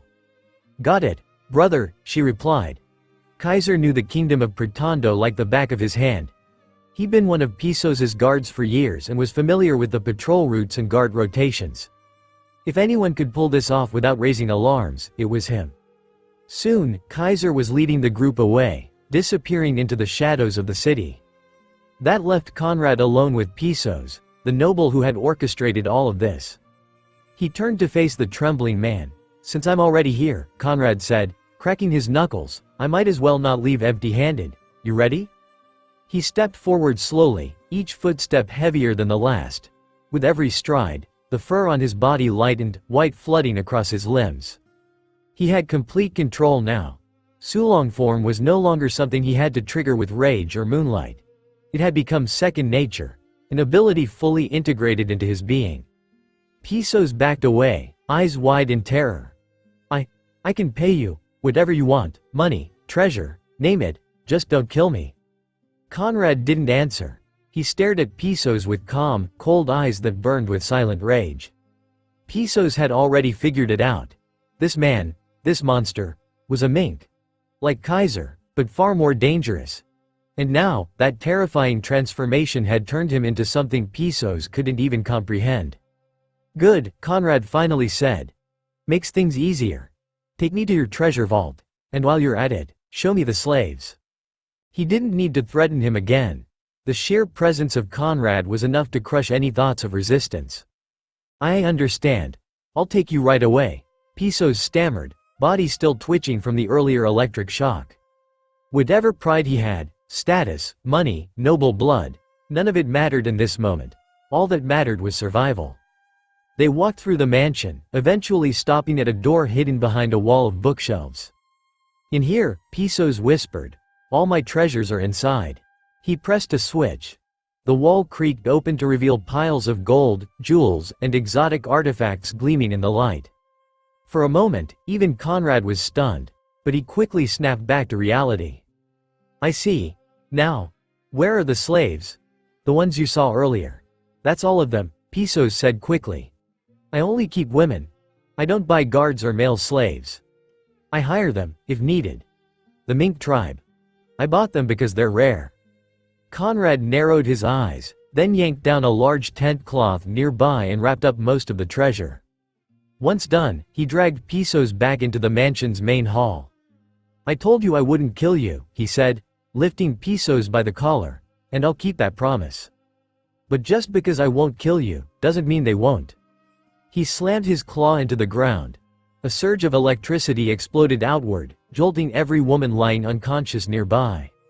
One by one, they woke up, groggy at first, then alert. I've taken care of the guards outside, Ryunosuke said, his voice low. This man's yours now. Then, without warning, he broke Pisos' arms and legs. Pisos screamed in agony, collapsing into a heap. Ryunosuke turned away, walking toward the exit without looking back. The noble's cries echoed behind him, but he didn't flinch. Some people aren't worth being called human. 3 days later. Who the hell are you? Is this the captain's new recruit? Crollo stood in front of Conrad, sizing him up with a sharp, scrutinizing gaze. It had to be said, after eating the moonlight fruit, Conrad, a member of the mink tribe, radiated a completely different kind of presence. His aura had shifted. Wild, primal, more powerful. To Crollo, this beastman form was a damn near perfect addition to his collection. But unfortunately, this one was off limits. Ryunosuke had a strict rule: no targeting fellow crew members. Crollo-sama, I'm Conrad, captain of the 6th Division of the Handyman Squad. Conrad introduced himself with respect. I'm a mink. These are the goods we looted from the kingdom of Pretando. The captain said to hand them over to you. The moment Conrad laid eyes on Crollo, he felt it, an overwhelming pressure. His instincts screamed at him. This man was dangerous. Crollo wasn't just strong, he was lethal. Just like Najenda, Crollo was the kind of guy who could flatten him without breaking a sweat. Crollo accepted the loot and gave a small nod. You've gained the most out of all the division captains so far. Keep it up. Do well, and maybe your squad will get promoted to a formal unit. Without another word, Crollo turned and disappeared aboard his ship alongside Maki. Phew, Conrad let out a breath of tension as they vanished. These captains are insane. I wonder what the rest of them are like. Meanwhile, on the other side of the sea, Captain Conrad rescued 3 other mink tribe members. They're pretty strong. Crollo's voice echoed from the Den Den Mushi. Also, his moonlight fruit seems to have some kind of natural draw for the minks. Honestly, it might have originated because of them. There's definitely a deep connection between that fruit and the minks. I know, Ryunosuke replied calmly. Conrad already reported this. How's the other task I gave you coming along? I've contacted nearly everyone, Crollo answered. A few of them, big names with bounties over 100 million, tried to kill me. I took care of them. The rest might be useful later. I've done my best to pull strings. As for the small fries, I didn't waste my time. Good. Keep at it and wait for my signal, Ryunosuke said. We're almost ready. I'll touch base with the others first. He hung up. Moonlight fruit, huh, Ryunosuke muttered, stroking his chin. It really is connected to the minks. Could be the trigger for their Sulong form. Not even Morgans would know something this deep. But based on what Kaiser said, the puzzle pieces were starting to fit. He picked up the Den Den Mushi again and contacted Yahiko. Yahiko, accept their invitation. At the same time, Ryunosuke placed another call, this time to Enel. Captain. What's up? Enel had just finished wiping out a pirate crew and was overseeing cleanup. His own squad had exploded in size. With his flashy powers and over-the-top persona, calling himself the God of Thunder, Enel had a knack for attracting followers. His squad now numbered close to 1,000, outnumbering all other squads combined. Send Rolki over, Ryunosuke ordered. Got it, Enel responded cheerfully. Rolki, the captain wants you, Enel shouted. Everyone nearby paused and looked at him, confused. Most of them didn't even know they were part of the Dragon Hunter pirates. Enel's bold announcement threw them for a loop. What? I call myself captain all the time. You got a problem with that? Enel barked. Back to work, all of you. This is performance art or something. The men quickly dropped it. They'd seen Enel fry people to a crisp with a single lightning bolt. Nobody wanted to be next. Rolke walked up, slightly confused. He'd been counting inventory when Enel dragged him over. "The captain wants me," Rolke, Ryunosuke said. "Assist Enel closely from now on. And more importantly, I want you to accept the Navy's next invitation." "Wait, accept it?" Rolke blinked. "Didn't you tell us to refuse last time?" "The Navy will send a second invitation soon," Ryunosuke replied. "Accept it when it comes. There are a lot of open seats in the Shichibukai right now. And with the Navy's next big plan, they'll definitely approach us again." Rolke nodded. "Understood." After the call ended, Enel scratched his head. What's that supposed to mean? Enel had grown used to not thinking too much. He just followed the general plan of the Dragon Hunter pirates and rolled with it. This sudden shift threw him off. "Captain must be planning something big," Rolke muttered, "or the Navy is. Either way, if he says jump, we jump." Meanwhile, far away in Dressrosa, the members of CP0 had arrived. Doflamingo, the lead agent, said, handing him an envelope, "This is a mission from the world government." "Oh," Doflamingo chuckled, taking the envelope. "How rare.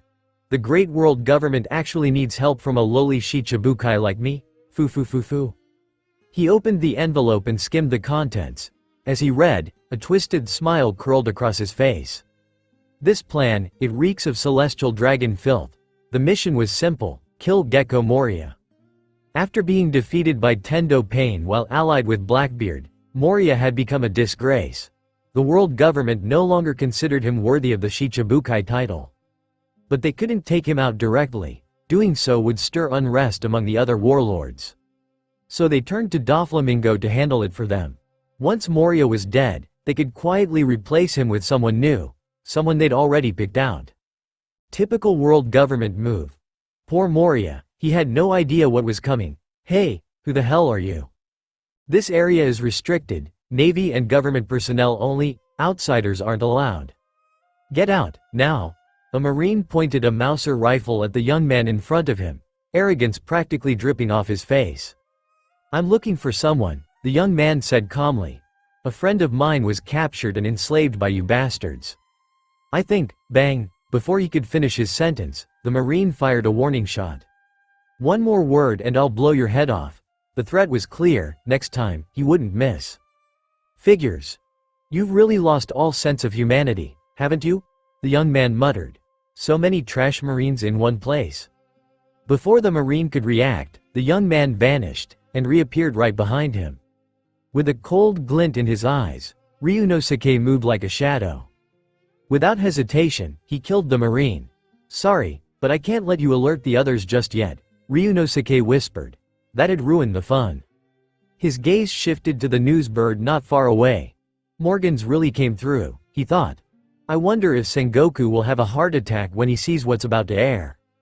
But he pushed the thought aside. That wasn't his concern right now. Ryunosuke stepped through the main gate and entered the so-called Navy branch. He had to admit, this place was swimming in wealth. The architecture, the sheer size of the facility, none of it resembled a typical Navy outpost. It was more on par with a G branch in the New World, maybe even more extravagant. Clearly, these bastards had made a fortune here.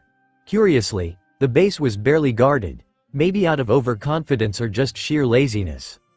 In broad daylight, not a single Marine patrolled the outer courtyard. Then, from a nearby pavilion, he heard a familiar sound. Dice clattering. Big, someone shouted excitedly. Ryunosuke walked toward the noise. A group of Navy officers were sitting around gambling like they didn't have a care in the world. The dealer was a senior officer, a lieutenant, judging by the insignia on his shoulder. Mind if I join in? Ryunosuke asked casually, hands in his pockets. Sure, the lieutenant said without even glancing up. Life's boring as hell anyway. Nothing interesting's happened lately. The dice cup clattered again. 123, small, the lieutenant called, laughing. Haha, I win again. I swear, Lieutenant, one of the losing Marines grumbled. How long are we supposed to rot here? Haven't those new slaves arrived yet? Everyone around the table sighed, clearly bored out of their minds. Other than gambling, they had nothing to do. The celestial dragons were someone else's responsibility. I heard the dragon hunters are in the area too, one marine muttered. If you want to mess with them, be my guest. Really? And the other squads couldn't even handle them? Someone scoffed. They're just rookie pirates, another shrugged. But I guess our boys still haven't dealt with them. Whatever. Just give me my money already, don't go looking for trouble, the lieutenant warned. The dragon hunters are no joke. Wait until they leave. Vice Admiral Velas said the Sabaody archipelago is ours, we stay put. When the time comes, there'll be plenty of action.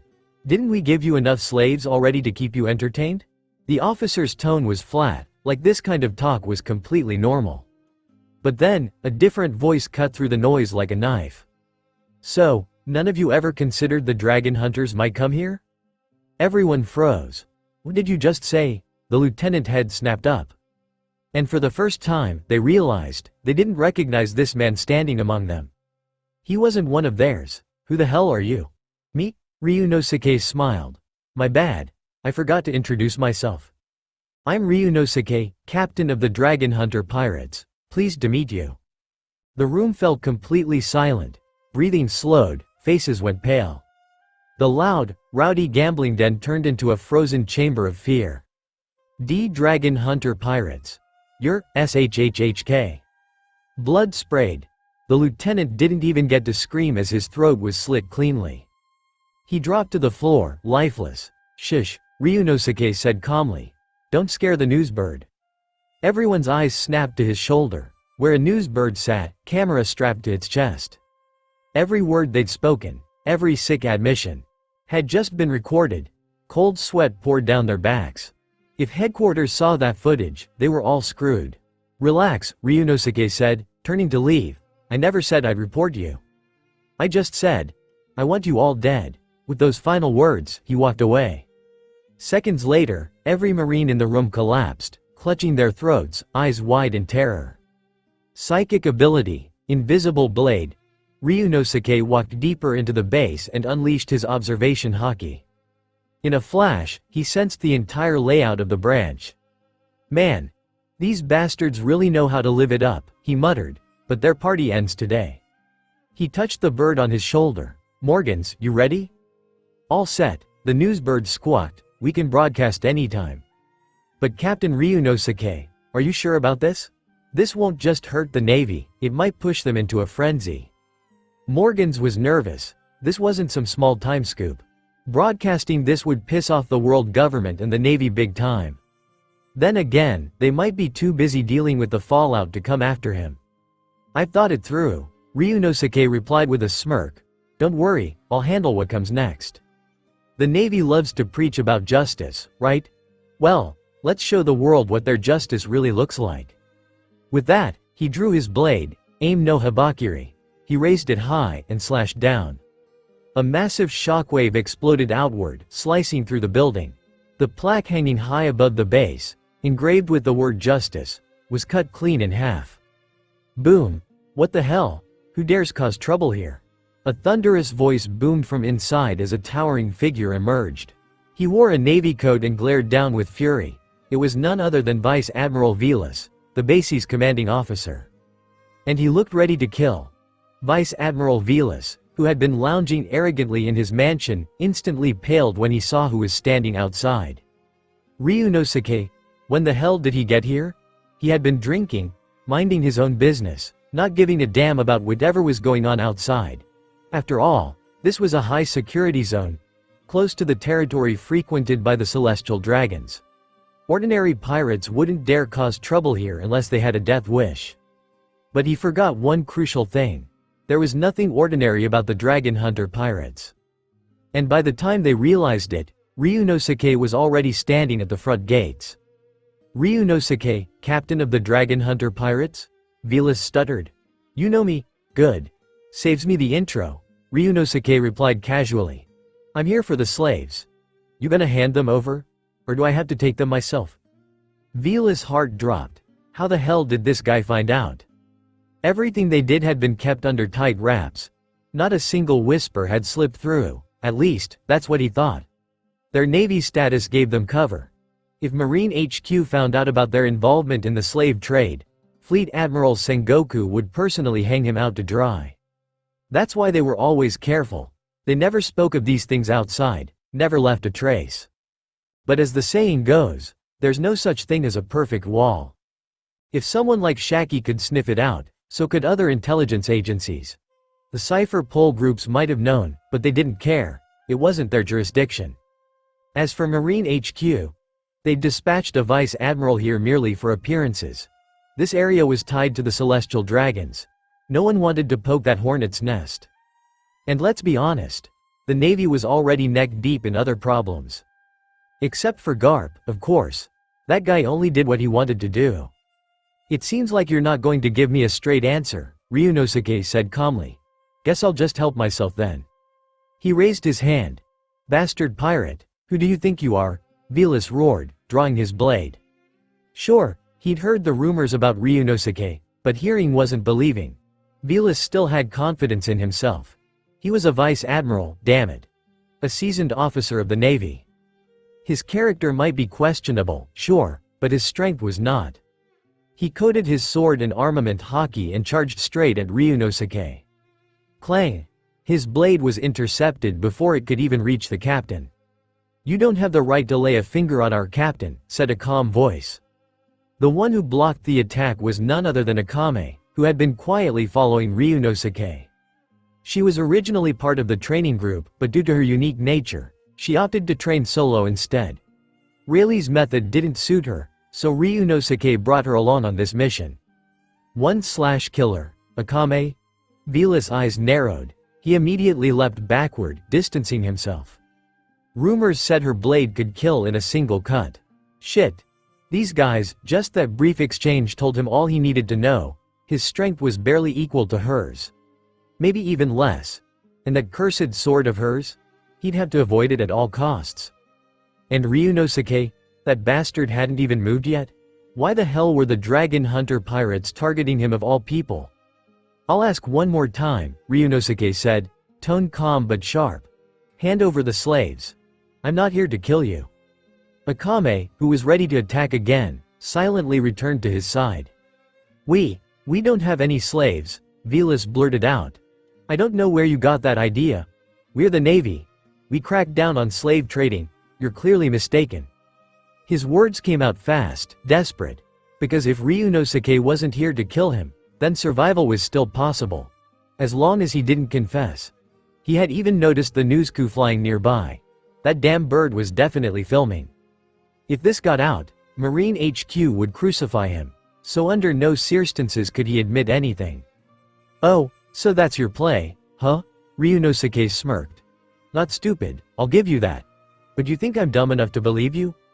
Before Velas could answer, Ryunosuke vanished.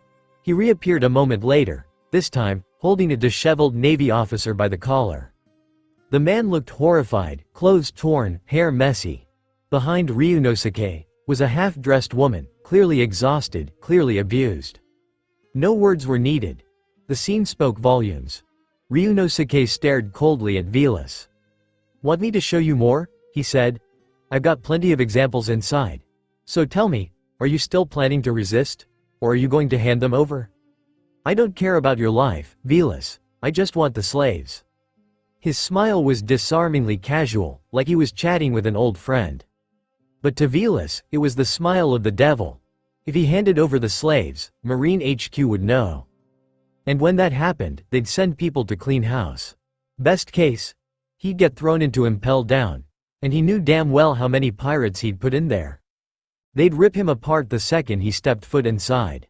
Hell, some of those freaks might even turn him into a toy for their twisted games. Worst case? They'd kill him on the spot. His actions had dragged the Navy's so-called justice through the mud. And now, death was his only way out. Don't push me, Ryunosuke, Velas barked, voice trembling. You should know what happens when people are cornered. Are you seriously going to tell me those slaves wanted to be slaves?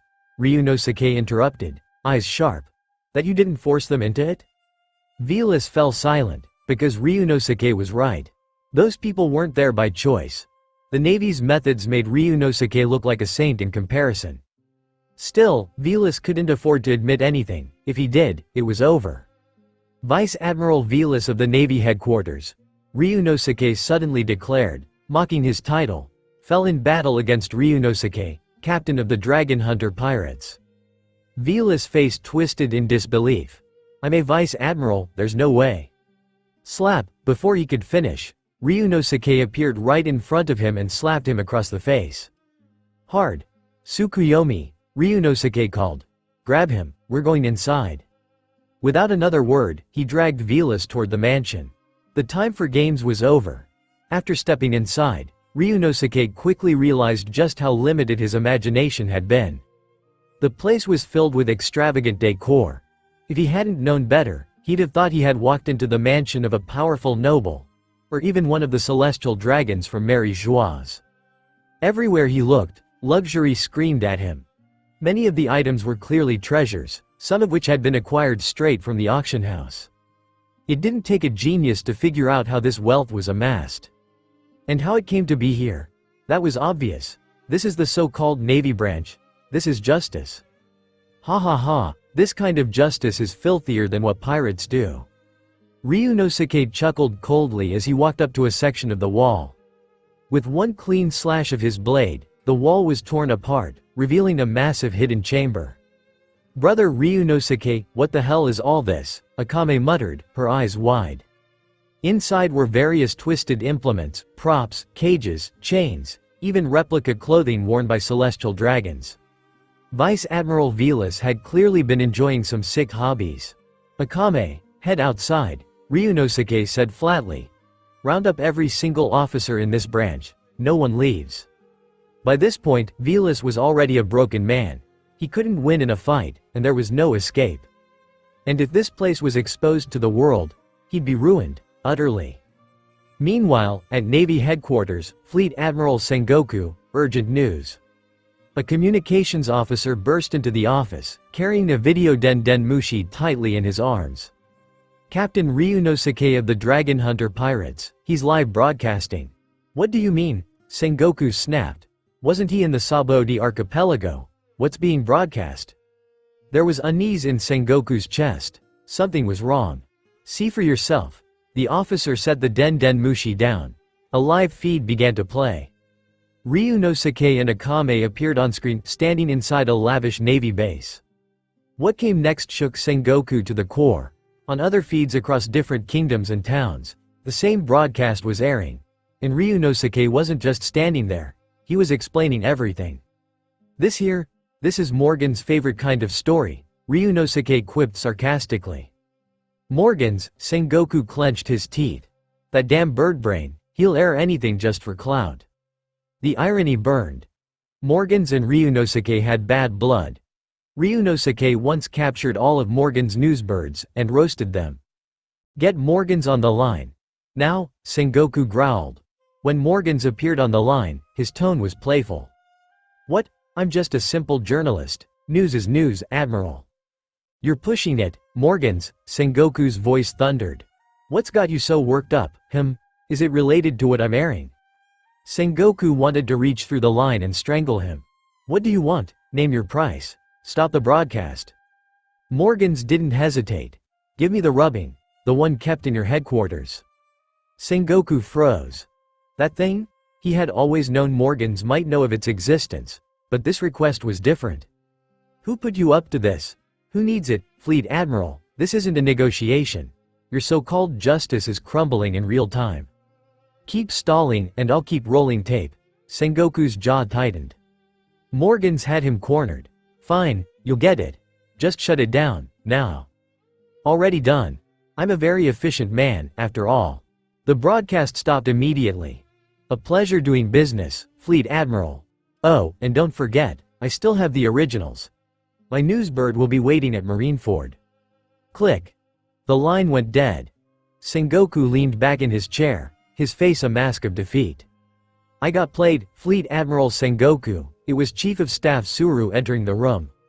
Give us a moment, she told the communications officer. Once the room was cleared, she turned back to the Sengoku. You're aware of everything now? We need to act fast. The longer we wait, the more damage this will do. Sengoku nodded grimly. Borsellino's protecting the celestial dragons, so he's out. Send Sakazuki, Suru said calmly. He won't let anyone walk free. Even though she didn't agree with Sakazuki's extreme form of justice, he was the right tool for this cleanup. With Kizaru, Borsalino, occupied and Aokiji, Kuzan, the only admiral remaining, it was risky. If Whitebeard attacked during this chaos, send him, Sengoku said with a heavy sigh. Let Sakazuki bring Ryunosuke in, and arrest every officer involved. Even if they're navy, they crossed the line. We're supposed to represent justice. He laughed bitterly. Look at us. Pirates exposing us, what a damn joke. The Grand Line had never been stable since Ryunosuke appeared. And now, the Dragon Hunter pirates were stirring up another storm. Who knew what chaos would follow next? After Sengoku took action, Akainu immediately set out to sea. 2 warships of Buster Call level were dispatched. At the same time, news of the situation quickly reached the world government. From then on, Sengoku had no energy left for anything else. He could only wait for the world government scolding. Meanwhile, on Ryunosuke's side, he had released all the slaves. Unfortunately, nearly 80% of the women had gone mad. Even when they knew they were free, their faces remained expressionless, empty. They were already dead inside. Ryunosuke didn't force them to live with that kind of pain. He ended their lives swiftly and painlessly. As for the rest, the ones still clinging to their will, they chose to follow Ryunosuke out of that place. Right now, they just wanted to leave. What came after? They couldn't even begin to think about it. Marineford. Sengoku had been getting chewed out all day. Now, he stood silently on the edge of a rocky reef near the coast, gazing out at the sea, lost in thought. Fleet Admiral Sengoku, the 2 have accepted the Navy's offer, a voice behind him said. They've arrived at Marineford, you should go meet them. It was Vice Admiral Suru. She understood Sengoku wasn't in the best state right now, but this matter still required his presence. I know, Sengoku replied quietly. Take them to the conference room, I'll be there soon. Seeing his condition, Suru didn't press further. Sengoku clearly needed a moment to himself. She nodded and turned to go prepare. Hey, came a familiar, lazy voice. Want to eat some rice crackers? Helps ease the stress. Sengoku gave a long sigh. Garp, you know, sometimes I really envy you. Why can't I just live like you do? Hearing that, Garp chuckled and dropped down to sit beside Sengoku on the rock. You envy me? I'm just a bastard, Garp said, chomping on a senbei. Back when you and Suru were holding down the Navy headquarters, I was still chasing after Roger. You took on the responsibility. That's why all this crap falls on your lap. Sengoku shook his head, but Garp's words didn't bring him much comfort. If anything, he envied the man even more. I've been in this position for too long, Sengoku muttered. I'm getting old, Garp. Maybe it's time to retire. Garp fell silent for a moment. That was serious. For decades, Sengoku had weathered every storm. No matter what came their way, he always carried the Navy on his back. But after the Dragon Hunter pirates incident, something in him had changed. He wasn't bouncing back anymore. Now, he was actually considering stepping down. Retirement wouldn't be the worst thing, Garp said after a while. But who's going to take your place? All 3 admirals come with big issues. He wasn't shocked by Sengoku's desire to step down. The world government's recent actions had made it clear that they saw the Navy more as their lapdogs than an independent force. Back in the day, if pirates accused them of being dogs for the world government, Sengoku would brush it off. But now? How was he supposed to deny it? The root of the chaos at Sabodi Archipelago was the celestial dragons and their damn slave trade. And even though the Navy was supposed to act independently, its movements were constantly restricted by the world government. The celestial dragons were only getting more arrogant, their cruelty more blatant. Every time Sengoku heard someone call the Navy the world government's dog, he couldn't even argue anymore. Kuzan, Sengoku finally said. Sakazuki's too extreme. If he takes the position of fleet admiral, he'll destroy the Navy's internal balance. The other officers won't follow him. As for Borsalino, he doesn't care enough to lead, he'd just ignore the responsibilities. Kuzan, huh? Garp scratched his head. That kid's strong, no doubt. But he's got issues of his own. And he's trying to follow in my footsteps. The moment he said that, he felt a chill from beside him. Yeah, it was Sengoku's glare. This bastard Garp. It was his fault Kuzan ended up like this. Changing the subject quickly, Garp said, "Anyway, there's something else. The world governments picked someone new for the 7 warlords of the sea. But this one is a bit special." Sengoku immediately thought of the dragon hunter pirates. But that would be insane. There's no way the world government would choose him, and even if they did, he'd never accept it. Who? Someone calling himself Whitebeard Jr. Edward Weevil. You remember him, don't you? Garp handed him a photo. Sengoku stared at it for a moment, his face hardening. Of course, he remembered. This was the lunatic who ambushed Zephyr's ship and killed his wife and children. He also slaughtered many of Zephyr's students, and the world government wanted him to be a warlord. They were seriously pushing it now. If this actually happened, Sengoku could already imagine how Zephyr would react. So, you better pick your own candidates fast, Garp said, dropping a bag of senbei into Sengoku's hand before walking away. Sengoku stared down at the crackers, then let out a strange, almost bitter chuckle. He took a bite, stood up, and headed to the meeting room. Inside the conference room sat 2 new faces. Tendo Pain, captain of the Akatsuki Pirates. And Enel, captain of the Thunder God Pirates. Sengoku entered casually, still chewing his senbei. So, Tendo Pain, Enel. Since you've come here, I assume you've made your decisions? We accept the title of Shichibukai, Enel replied bluntly. But I want to be clear, what does it mean when you say we must obey the Navy's summons? It means exactly that, Sengoku said. If the Navy requires your strength, you're expected to respond. Enel frowned. So we're basically allowed legal plunder in exchange for servitude? Besides that, there are no other benefits? I agree, Pain said, cutting in, but I want territory. I've already chosen it, the Kingdom of Farn. It doesn't belong to the world government's alliance. From now on, it's mine. Anything else I need to know? Sengoku responded after a pause. As long as you don't harm innocent civilians, the Navy will not interfere. Your status as warlords of the sea will be made public. Still, even as he spoke, something gnawed at him. He had a bad feeling about all this. He just couldn't put his finger on why. With the official announcement of Tendo Pain and Enel being named Shichibukai, the entire Grand Line turned its attention to them. Although Ryunosuke's live broadcast shook the world, Sakazuki quickly moved to arrest every Marine stationed at the Sabaody Archipelago branch. What followed was a global live execution. It was the Navy's way of showing the world its stance, absolute justice. No tolerance would be shown toward corruption within its ranks. By combining swift action and public display, the Navy managed to suppress the uproar stirred by the broadcast.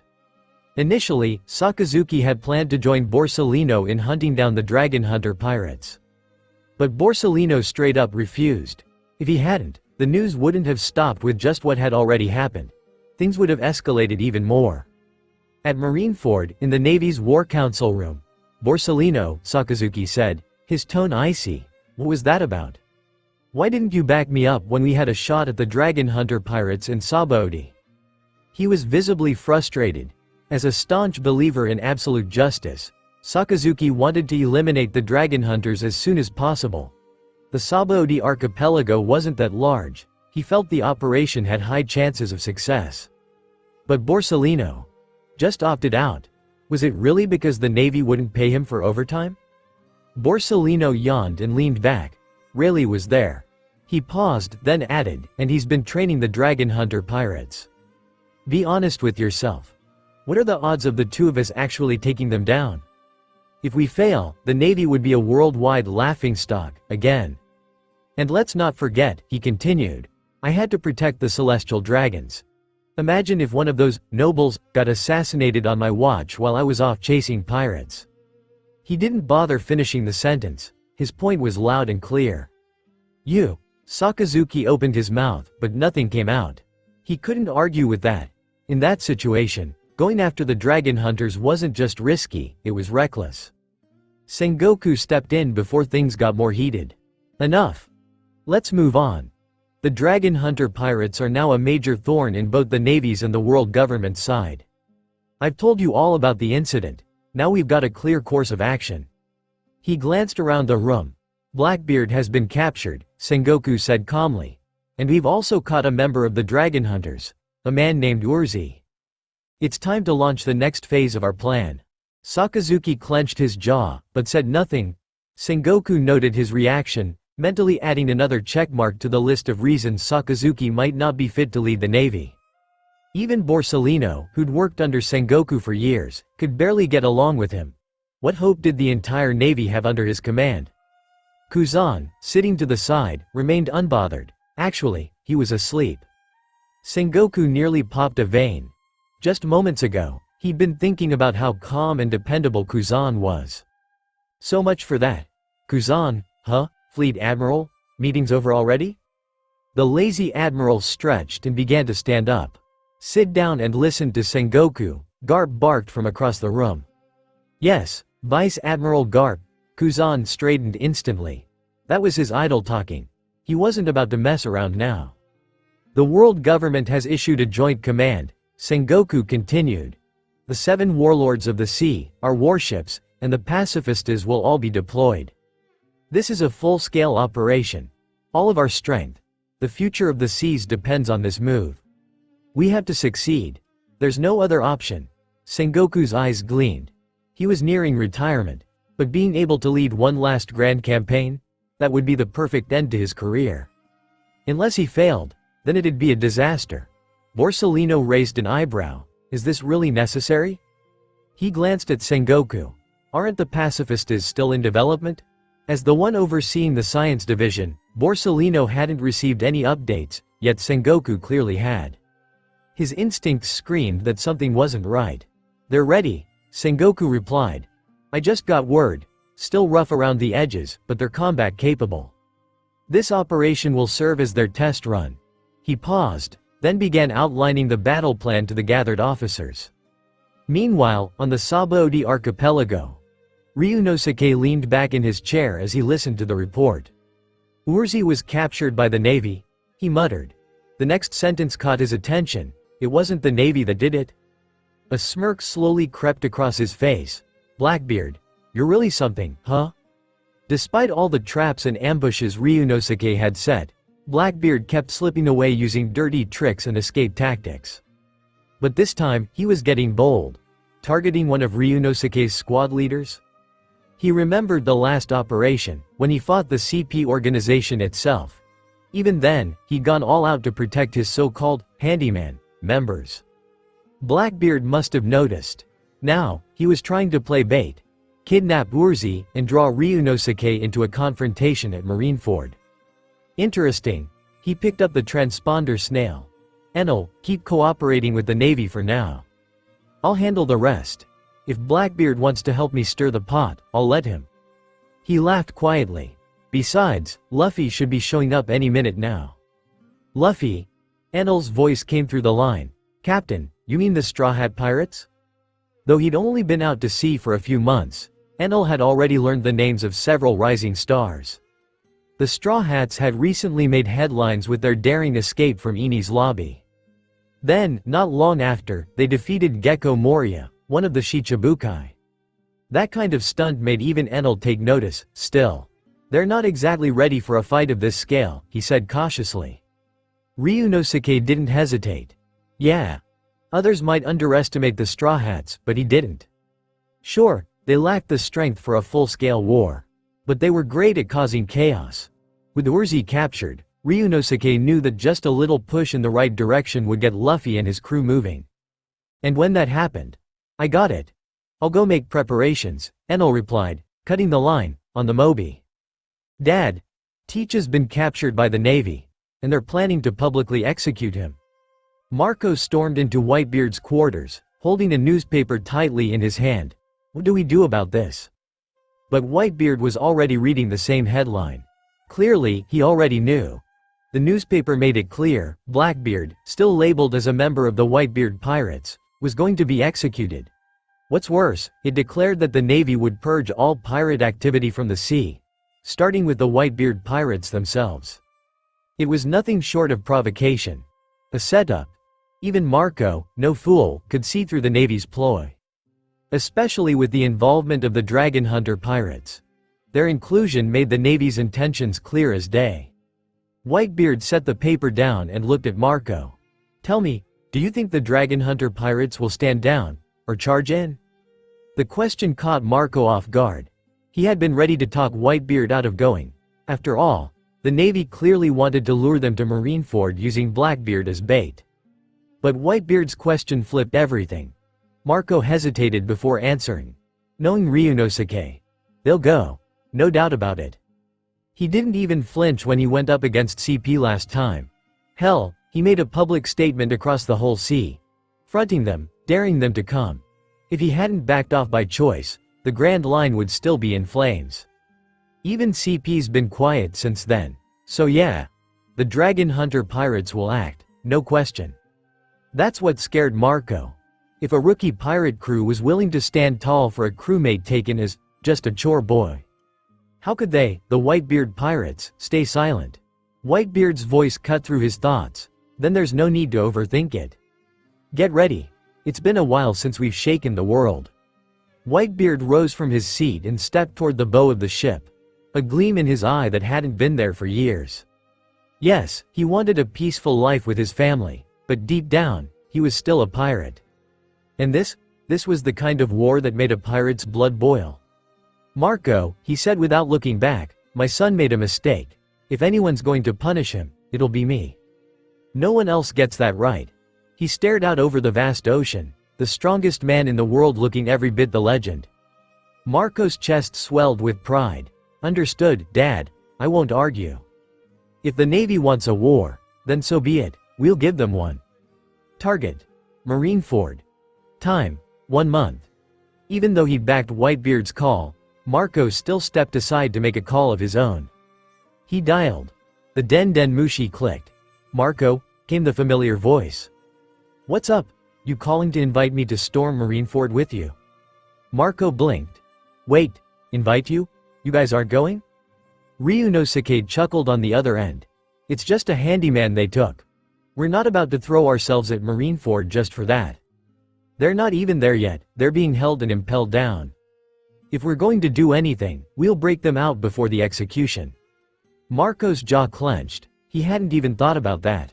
They had a whole month before the Navy moved. The prisoners were in impelled down, not Marineford. Waiting a month would only let the Navy fortify their defenses, if they struck now.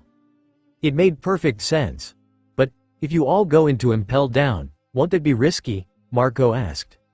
"Not all of us need to go," Ryunosuke replied calmly. "Impelled down's tough, sure. But if the Navy throws more than 2 admirals our way, then you guys make your move and attack Marineford. If not, I'll get my people and Blackbeard out clean." Marco's eyes widened. He got it now. Whitebeard was Ryunosuke's ace in the hole. The Navy was caught in a bind. If they sent heavy firepower to impelled down, they left Marineford vulnerable to Whitebeard. If they held back, Ryunosuke would make his move and break his people out. It was a checkmate either way. Marco exhaled slowly. "All right, I'll talk to Pops. We'll need to coordinate, but yeah, this plan might actually work." Still, the thought that Whitebeard was being used as leverage didn't sit well with him. But even Marco had to admit, this was the smartest and safest move. It protected their reputation and minimized casualties. "Oh, and Marco," Ryunosuke added with a laugh, "tell Uncle Whitebeard not to attack some of the 7 warlords if it comes to a fight." "Why?" Marco asked, narrowing his eyes. "Because a few of them are my people."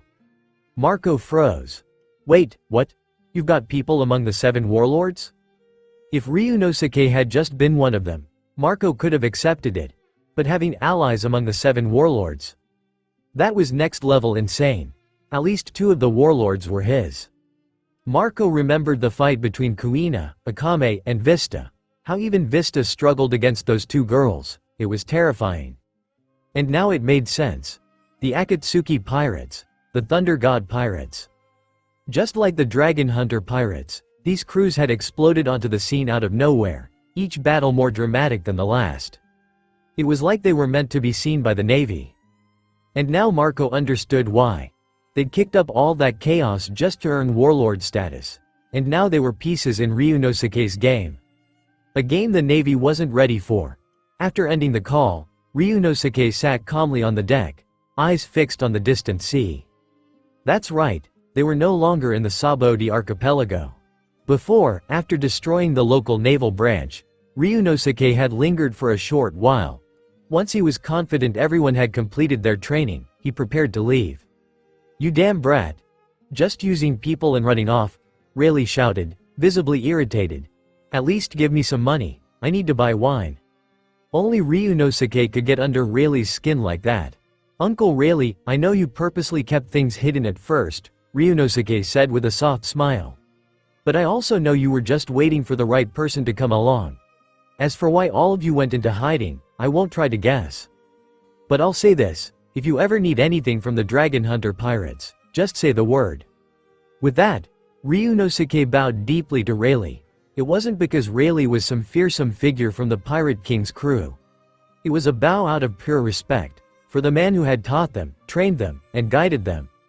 During their time together, Rayleigh had shed weight and probably more than a few strands of hair, helping Ryunosuke's crew train, and they progressed fast, too fast.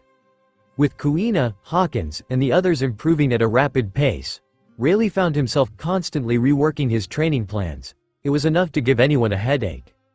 With words like that, I can say my time wasn't wasted, Rayleigh said with a rare, genuine smile. 50 million berries. Not a single berry less. At least let me drink in peace for a while. Ryunosuke chuckled. Don't worry, our crew will send it over soon.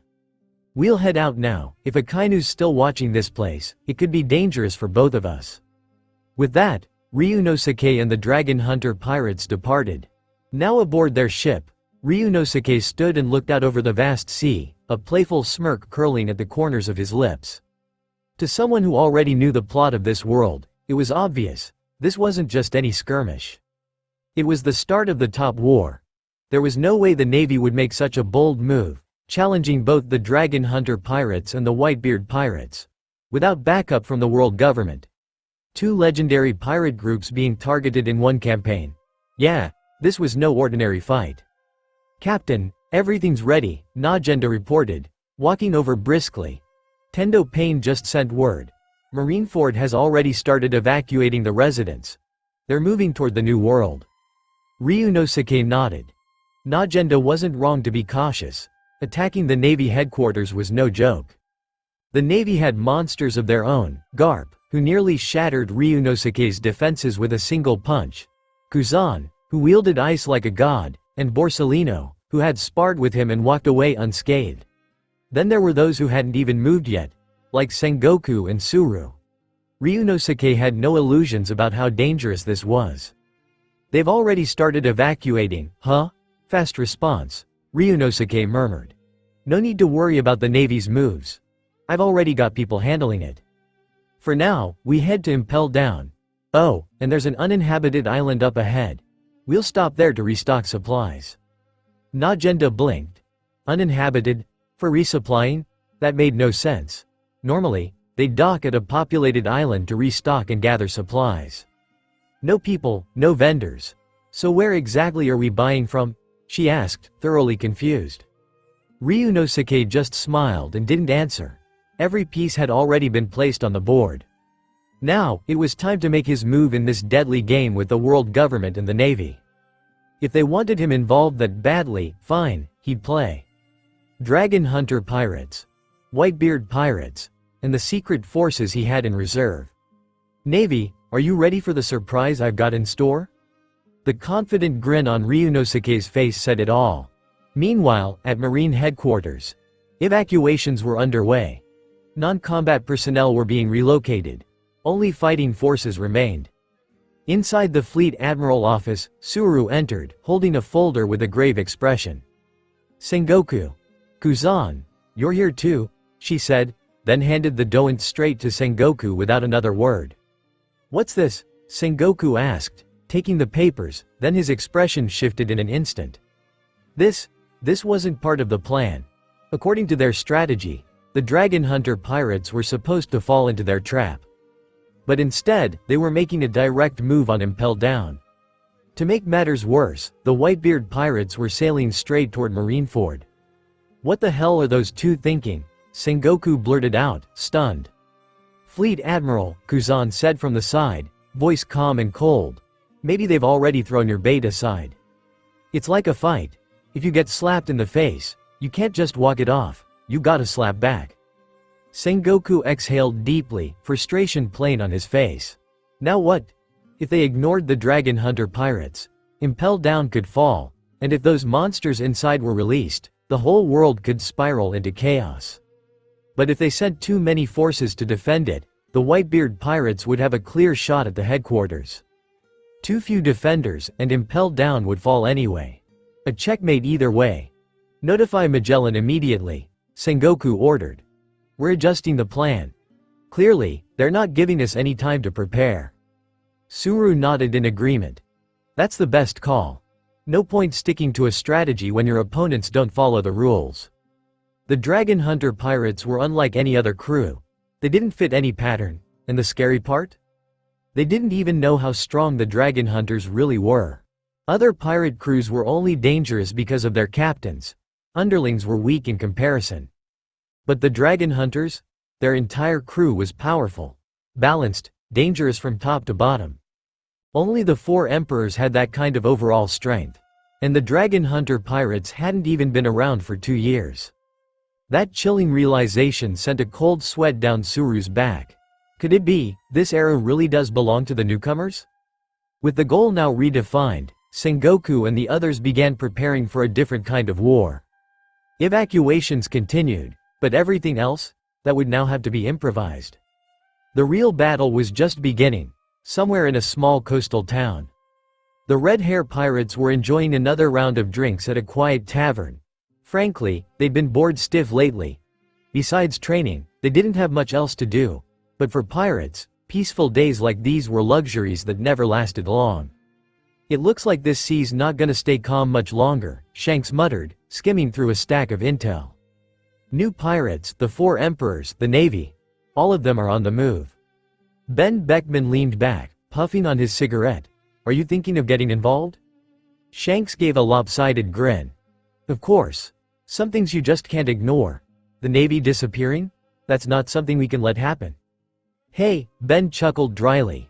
Intervening, huh? Last time, Whitebeard didn't even listen when you warned him about Blackbeard. You think he'll listen now? Shanks laughed aloud, the memory still fresh. Yeah, old man Whitebeard's a stubborn bastard. I told him not to chase after Blackbeard, said the guy was dangerous, he didn't listen at all. He sighed, resting the intel on the table.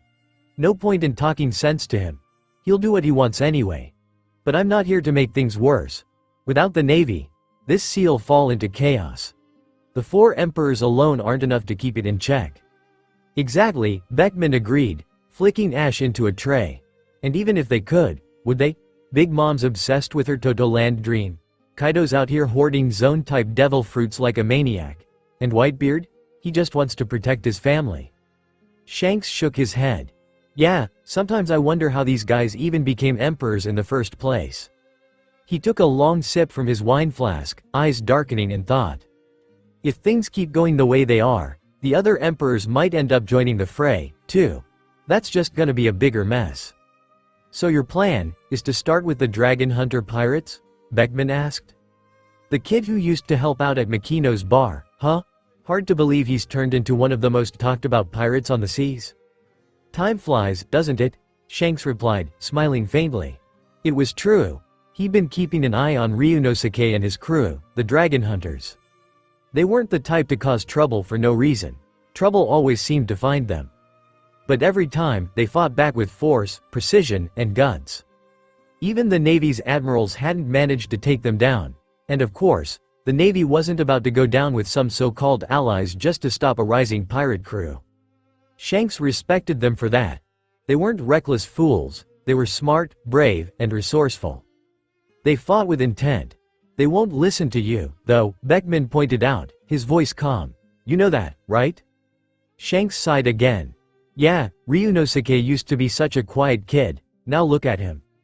He smiled wryly. Still, it's worth a shot. First, I'll reach out. According to intel, they'll be passing through soon.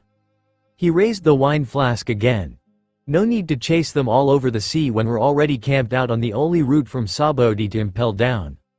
Ben Beckman gave a slow nod, understanding Shanks' intent. He didn't say more, both of them knew what was at stake. For now, the Navy couldn't afford to vanish.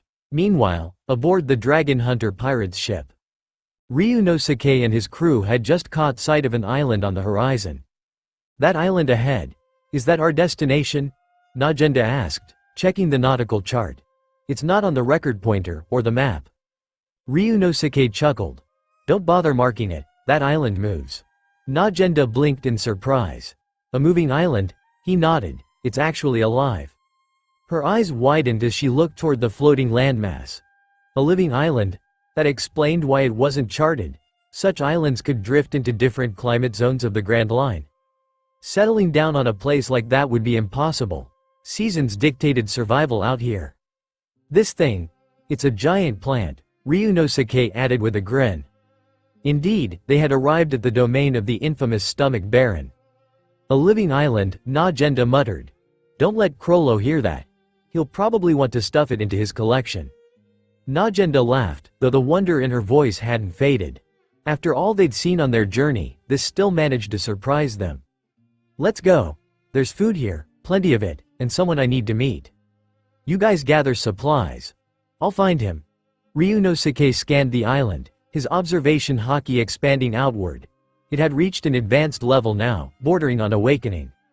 According to his system, he was close to unlocking special abilities, like Fujitora's ability to sense morality or Katakori's future sight. For now, though, it gave him a wide range of perception.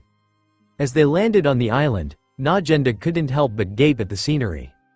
Chunks of meat grew on trees. Perfectly marbled, cooked-looking meat. The trees even bore fruits overflowing with energy. One could probably feed an entire village. Is this heaven? Akame whispered, nearly drooling. Can I eat that? Ryunosuke smirked. Go ahead, knock yourselves out. He couldn't help but chuckle to himself. If Luffy saw this place, he'd probably go feral and eat the whole damn island. Wouldn't be surprised if he tried to eat Chopper again. Alright, Ryunosuke said, his voice firm now. You guys gather supplies. I've already found him. He turned his gaze toward the jungle ahead.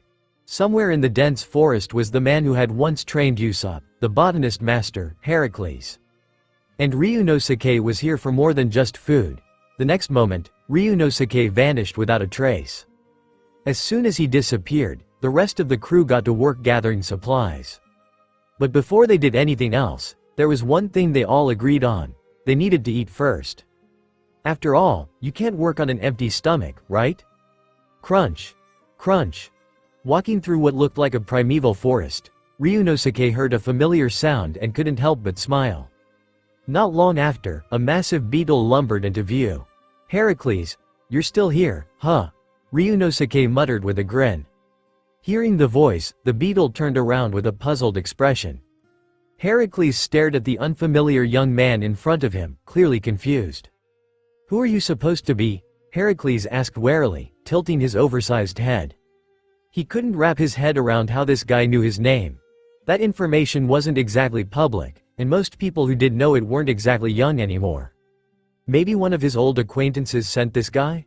But why the hell didn't they say anything? Ah, sorry. It's our first time meeting, Ryunosuke replied with a smile. I'm Ryunosuke, captain of the Dragon Hunter pirates. I came here today to invite you to join my crew. Straightforward, no fluff. Heracles blinked at him, even more confused now. Join your pirate crew? He repeated, raising a brow under his armor. Over the years, plenty of pirate crews had tried to recruit him. Hell, even the Revolutionary Army had come knocking.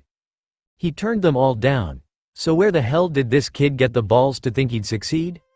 Sorry, but I'm not interested in joining any pirate crew, Heracles said flatly. If that's why you're here, you're wasting your time. He wasn't being rude, he was just focused. His research was at a critical stage.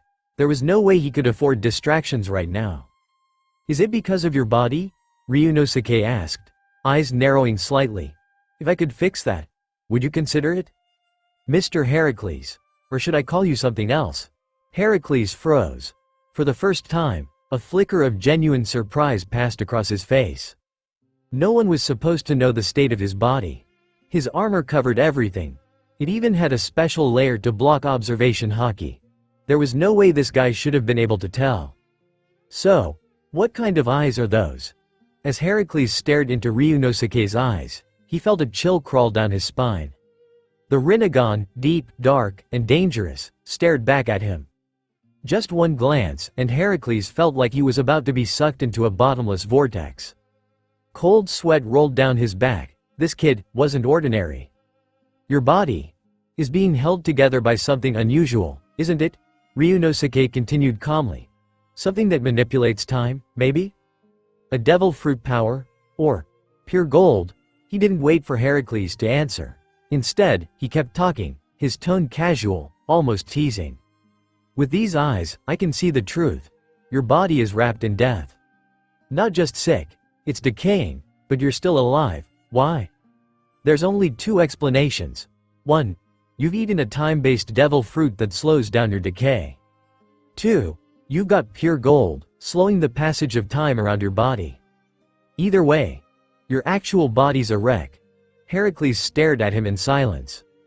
Finally, with a sigh, he raised his arm and slowly removed part of his armor. What was revealed made even Ryunosuke's expression tighten. A withered, dried-up arm, barely more than skin and bone. It looked like it belonged to a corpse.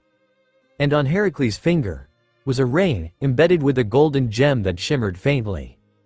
Pure gold. Even with that, he was barely clinging to life. Still want me on your crew after seeing this? Heracles asked quietly. I could die any day now. And I still have a lot of research left to finish. I don't have time to play pirate. His voice held a bitter edge, but also pride. No one had ever been able to help him. Not even Ivankov of the Revolutionary Army. After examining him, Ivankov had shaken his head and walked away. So how could this kid possibly? What is that? Heracles' eyes widened as Ryunosuke pulled out a small glass vial. Inside, a glowing emerald green liquid shimmered with power. The moment it appeared, Heracles could feel it, a dense, vibrant aura of life that filled the air. Just being near it made his body react. Was this hope? This, Ryunosuke said, is life essence. It stimulates rapid cellular regeneration. With this, I think your body can recover. Heracles opened slightly, speechless. This wasn't normal healing. This was something that could reawaken dormant self-repair functions buried deep in his genes. If I take that, Heracles said slowly, does that mean I have to join your crew? He didn't say it like a rejection, it was a real question. Temptation was dangerous, because deep down, he was already tempted. But he had worked so long, so hard, to get this far in his research. If he walked away now, all of it might be for nothing. And in that case, dying might be better. I won't force you, Ryunosuke replied gently. I'm not handing it over for free either. But we can trade. Your plant cultivation tech. It's complete, isn't it? That's valuable to me. Very valuable. He paused, then smiled faintly. Of course, if you do join the Dragon Hunter Pirates, I'd be happy. But even if you don't, I won't stop you from continuing your research. He knew. Ryunosuke could see that Heracles was already wavering. No need to pressure him. Just let him think, make it his choice. Because sometimes, the gentlest nudge is all it takes to change a person's path. After hearing Ryunosuke's words, Heracles couldn't believe his ears. Did he really say he'd trade all that for planting technology? Sure, those were results from his own research, but that wasn't what he truly wanted. That's why Heracles had kept everything secret. Even someone like Dorag only knew about the existence of a special island, but not the planting technology itself. Because Heracles understood, if this technology ever got exposed, it would bring endless trouble. So how the hell did Ryunosuke know it was his planting technology? Lost in thought, Heracles furrowed his brow. Are you sure about this? He asked cautiously. Ryunosuke interrupted before he could finish. If you're not interested, that's fine. It's not like I can force you, right? Ryunosuke's voice was calm but confident. He wasn't joking. He'd read countless strategy novels and seen all kinds of anime. Negotiation was second nature to him now. As for Heracles' final decision, he wasn't worried. He'd given Heracles respect. Even more, he'd given him a choice. And unless Heracles was an idiot, he'd know which option to take. Heracles fell silent for a moment, then slowly nodded. I understand. Thank you for your trust, Captain. From this moment on, I'm a member of the Dragon Hunter Pirates. Heracles dropped to one knee before Ryunosuke, placing his frail, withered hand over his heart. Welcome aboard, Ryunosuke said with a faint smile. This is your welcome gift. Use it now. Once your body stabilizes, we'll talk more. Ding! The system prompt rang in Ryunosuke's ears, confirming his guess. Heracles had been officially recognized as a crew member. With the system's mark now embedded in him, a surge of powerful energy began pouring into Heracles' body. Gah! Heracles suddenly coughed violently, spitting out a mouthful of dark blood. His frail body clearly couldn't handle the energy infusion. Shit! Take this! Ryunosuke crushed the life essence in his hand and quickly helped Heracles swallow it. Heracles didn't hesitate. He didn't know what was happening, but trusted Ryunosuke enough to act. The moment the life essence entered his body, an overwhelming wave of vitality surged through him. Plants nearby instantly responded, vines and leaves coiling around Heracles, wrapping him tightly. Soon, a cocoon-like structure formed around him. But Ryunosuke wasn't worried. His observation haki sensed Heracles' breath inside the cocoon, steady and growing stronger. All he could do now was wait. 5 days passed in a flash. Ryunosuke was lying on a thick tree branch, taking a nap, when Naruto approached. Captain, how much longer do we wait? She asked. Word just came from the Whitebeard pirates. The navy's been mostly redeployed. If we don't move now, we might miss our shot. When Heracles wakes up, we move, Ryunosuke replied without opening his eyes. And don't worry about the navy. I've already accounted for their response. There won't be a problem. He wasn't bluffing. He knew exactly what the navy was planning. But most importantly, he didn't want to attack innocent people. They were pirates, the freest beings in the world. If they were going to steal, it would be from nobles. Ryunosuke had no interest in hurting civilians. To him, those who bullied the weak and feared the strong were nothing but not worthy of the title, pirate. Naruto nodded. Got it. I'll let Marco know. As she left, Ryunosuke's focus returned to Heracles. It had been 5 days. Even though Heracles' energy had stabilized, it would be a lie to say Ryunosuke wasn't a little anxious. Heracles' case was special, not just because of his physical condition, but because of the powerful energy infused by the system. If he'd known earlier, he might have given Heracles the life essence first, before the recruitment. But it was too late for regrets. That evening. Crack. Swish. The plants cocooning Heracles started to shift and rustle. Vines curled away, and the outer layer cracked open with crisp, snapping sounds. Ryunosuke jumped down instantly, landing beside the cocoon. The shell peeled away, revealing Heracles standing tall, no longer wearing his old beetle armor. Now, he stood before Ryunosuke in full human form. Ryunosuke blinked in surprise. There was something strangely familiar about the man in front of him. But he couldn't quite put his finger on it. He knew this man, he was sure of it. And not just as anyone, he was someone significant in the world of One Piece. But the memory refused to surface. Captain, the man said with a respectful tone. He used a ragged piece of cloth to cover himself modestly and knelt down once more. I feel better than I've ever been, he said. The energy and life essence fused perfectly in my body. That's why it took so long. I've undergone a complete transformation. Ryunosuke nodded, still staring at him. Heracles, that's not your real name, is it? The man looked up and smiled faintly. No, Captain. My real name is Mont Blanc Noland. Ryunosuke's eyes widened. Noland? Wait, 400 years ago? Because of the pure gold? It hit him all at once. This guy's iconic chestnut-shaped hair wasn't tied back anymore, which threw him off. But that name, Mont Blanc Noland, he'd heard it before. The legendary figure, long presumed dead. And wasn't Cricket, the guy he met on Jaya Island, his descendant? Yeah, Noland nodded. I was conducting experiments when my body started to fail. I thought I was done for. But then I stumbled upon a semi-finished piece of pure gold in some ancient ruins. I didn't have the technology to purify it, but it was enough to keep me alive, until now. Hearing this, Ryunosuke immediately understood the situation. Still, he didn't care who the man was or what background he had. "I'll call you Heracles," Ryunosuke said, casually waving his hand, easier to say. "From today on, you're an official member of the Dragon Hunter Pirates." "That powerful energy you just sensed? That was us, my crew. And your job," Ryunosuke grinned, "is to keep researching this meat-growing tech of yours. I'll have people stationed here to learn the techniques and methods from you. Eventually, I want you to build a granary, a resource stronghold for my crew.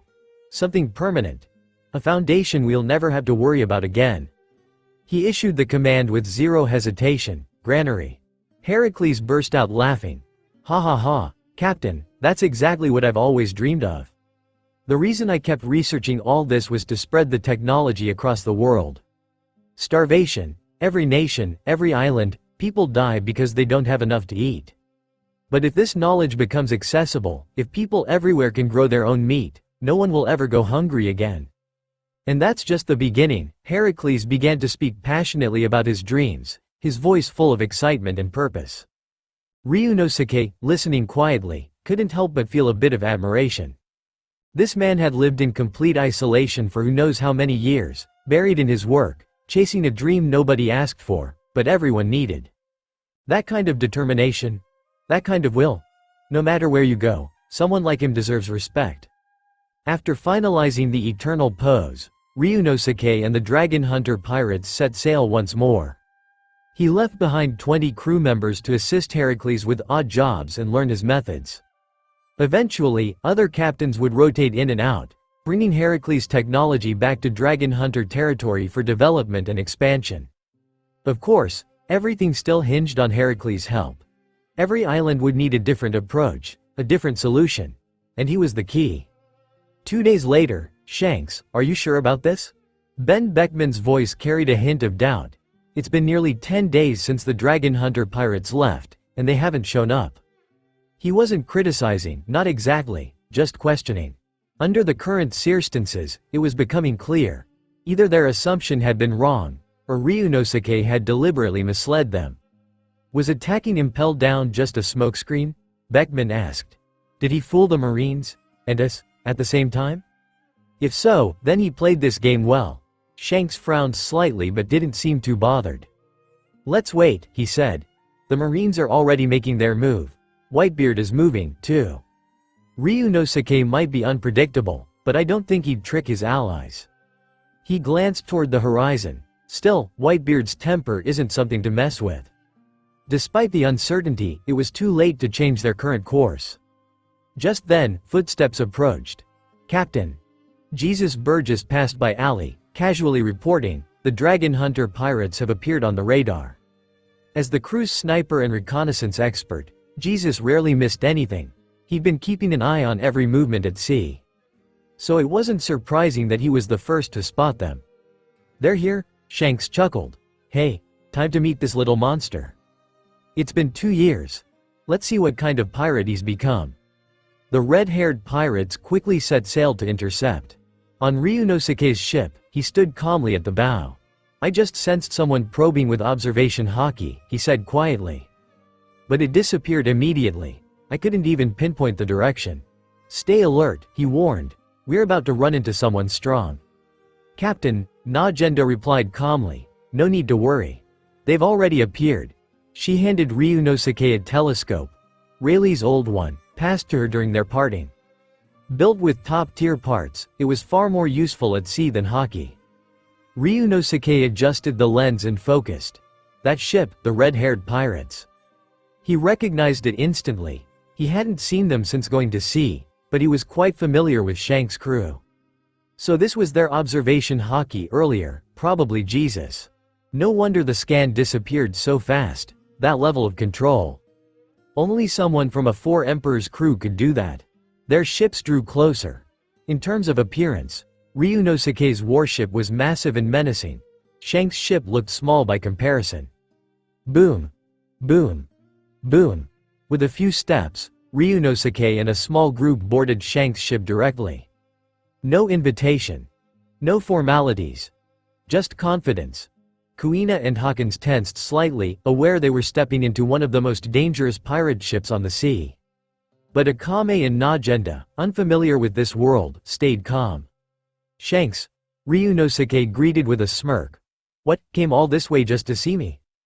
And Lakilu, still fat as ever, "Didn't you say you'd go on a diet?" Ben Beckman, "Man, why are you always so grumpy?" He called them out one by one, teasing with a relaxed tone. The tension in the air loosened. Shanks couldn't help but laugh. "I guess I should call you Captain Ryunosuke now. You brat. You've built up this whole pirate crew without saying a damn word. Come on, be honest. Where'd you find all these monsters for crewmates?" He strode forward and threw an arm around Ryunosuke's shoulders, laughing loudly. Kuina and Hawkins finally relaxed a bit, so they knew each other. That explained everything. "Silent? Me?" Ryunosuke snorted. "Come on. You're the one who ghosted me. I've been out at sea for 2 years now. You're just now setting sail?" He narrowed his eyes slightly. Shanks was always strange.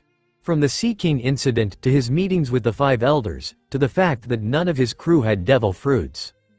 Ryunosuke had long thought Shanks was more than he appeared to be. And his suspiciously strong obsession with Luffy? That wasn't normal either. So even though Ryunosuke smiled and joked, he kept his guard up. Shanks patted him on the back. All right, I won't keep messing with you. Let's have a feast. I brought wine." Ryunosuke shook his head. "Nah, I've got other business to take care of." "You drunks? A banquet with you guys lasts for days. I'll catch up with you later.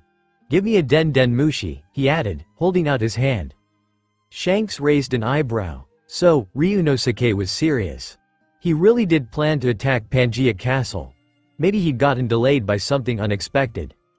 But whatever it was, Shanks now understood. This wasn't just a coincidence. Ryunosuke had a plan. And Shanks wanted to know exactly what that plan was. Shanks fell silent.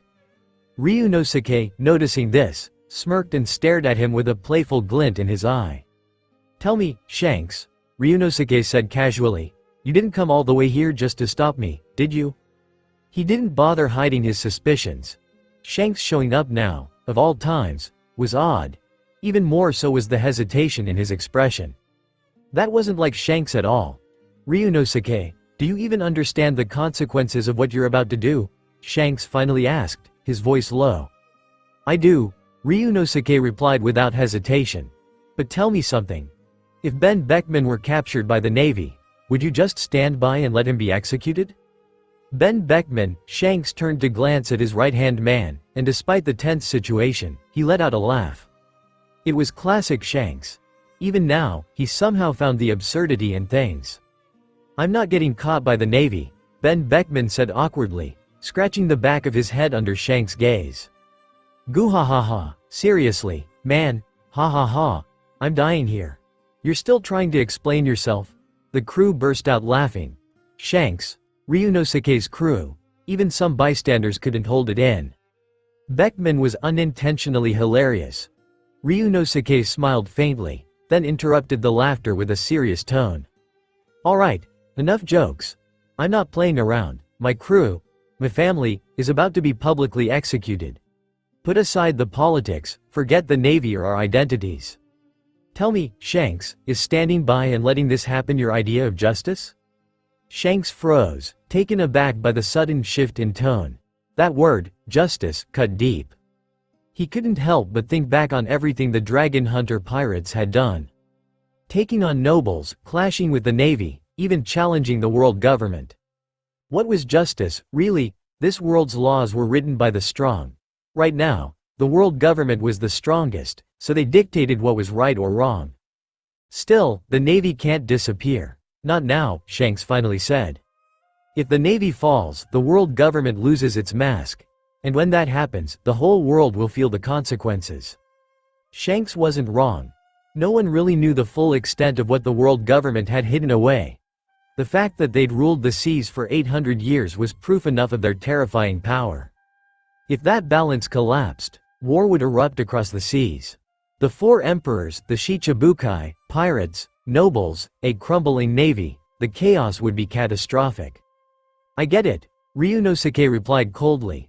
But you expect me to stand here and watch my crew get executed? If that's the case, then we've got nothing more to talk about. He turned away, done with the conversation. Shanks fell silent again. Because deep down, he knew, if the roles were reversed, if Beckman was captured, he'd do the exact same thing. Just like Ryunosuke. That thought made him chuckle again, despite himself. Ben Beckman stared at him. You're laughing again? Honestly, he wanted to punch him, but this clearly wasn't the right time. Let's not drag this out, Shanks said, walking closer. If there's a way I can help. You can't. Ryunosuke cut him off flatly. In the original timeline, Shanks had tried. But political strings and power games made it impossible. And this time, Ryunosuke wasn't going to bet on someone else's influence. He'd take matters into his own hands. Shanks sighed. I figured. But if this doesn't escalate and the Navy remains intact, I won't interfere. I know. Ryunosuke nodded, his expression unreadable. Just don't get in my way. Luffy and the others should have arrived at Sabaody Archipelago by now, he added over his shoulder. Shouldn't you be meeting them? He paused, then looked back. By the way, Shanks, why are you always so focused on Luffy and not Ace? Ace should mean more to you, shouldn't he? Without waiting for a response, Ryunosuke walked off and boarded the extreme warship with his crew. They turned and headed straight for Impel Down. Shanks remained on the deck, staring into the distance. Shanks, Beckman said slowly, do you think he knows something? I don't know, Shanks replied after a pause. But he's close to both Luffy and Ace. Whether he knows or not, doesn't change anything. Come on. Let's handle our part. The rules can't stop what's coming. All we can do now is make sure no other bastards interfere. With that, Shanks turned and walked back into the cabin. The red-haired pirates set sail once again, on the deck of the evil warship. Morgans, you done taking pictures? Ryunosuke asked with a calm smile. Send everything to Marineford. Morgans blinked. To Marineford? Are you serious? If you do that, the Navy will try to stop you at all costs? Especially with the red hair pirates leaving now. You're on your own. I'll be fine, Ryunosuke said coolly. Morgan stared at him for a moment, then gave a reluctant nod. Truth be told, this was gold for him, breaking news of the highest caliber. And ever since they'd started working together, he found Ryunosuke to be surprisingly dependable. So, he chose to trust him. After ending the call, Ryunosuke's lips curled into a satisfied grin. Shanks showing up had been unexpected, but since he did, might as well make good use of him. Marineford, Shanks? Why the hell is he here? That's one of the 4 emperors' red-haired Shanks. This has nothing to do with him, right?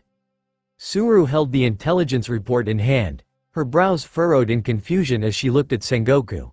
What's going on? Why's he involved?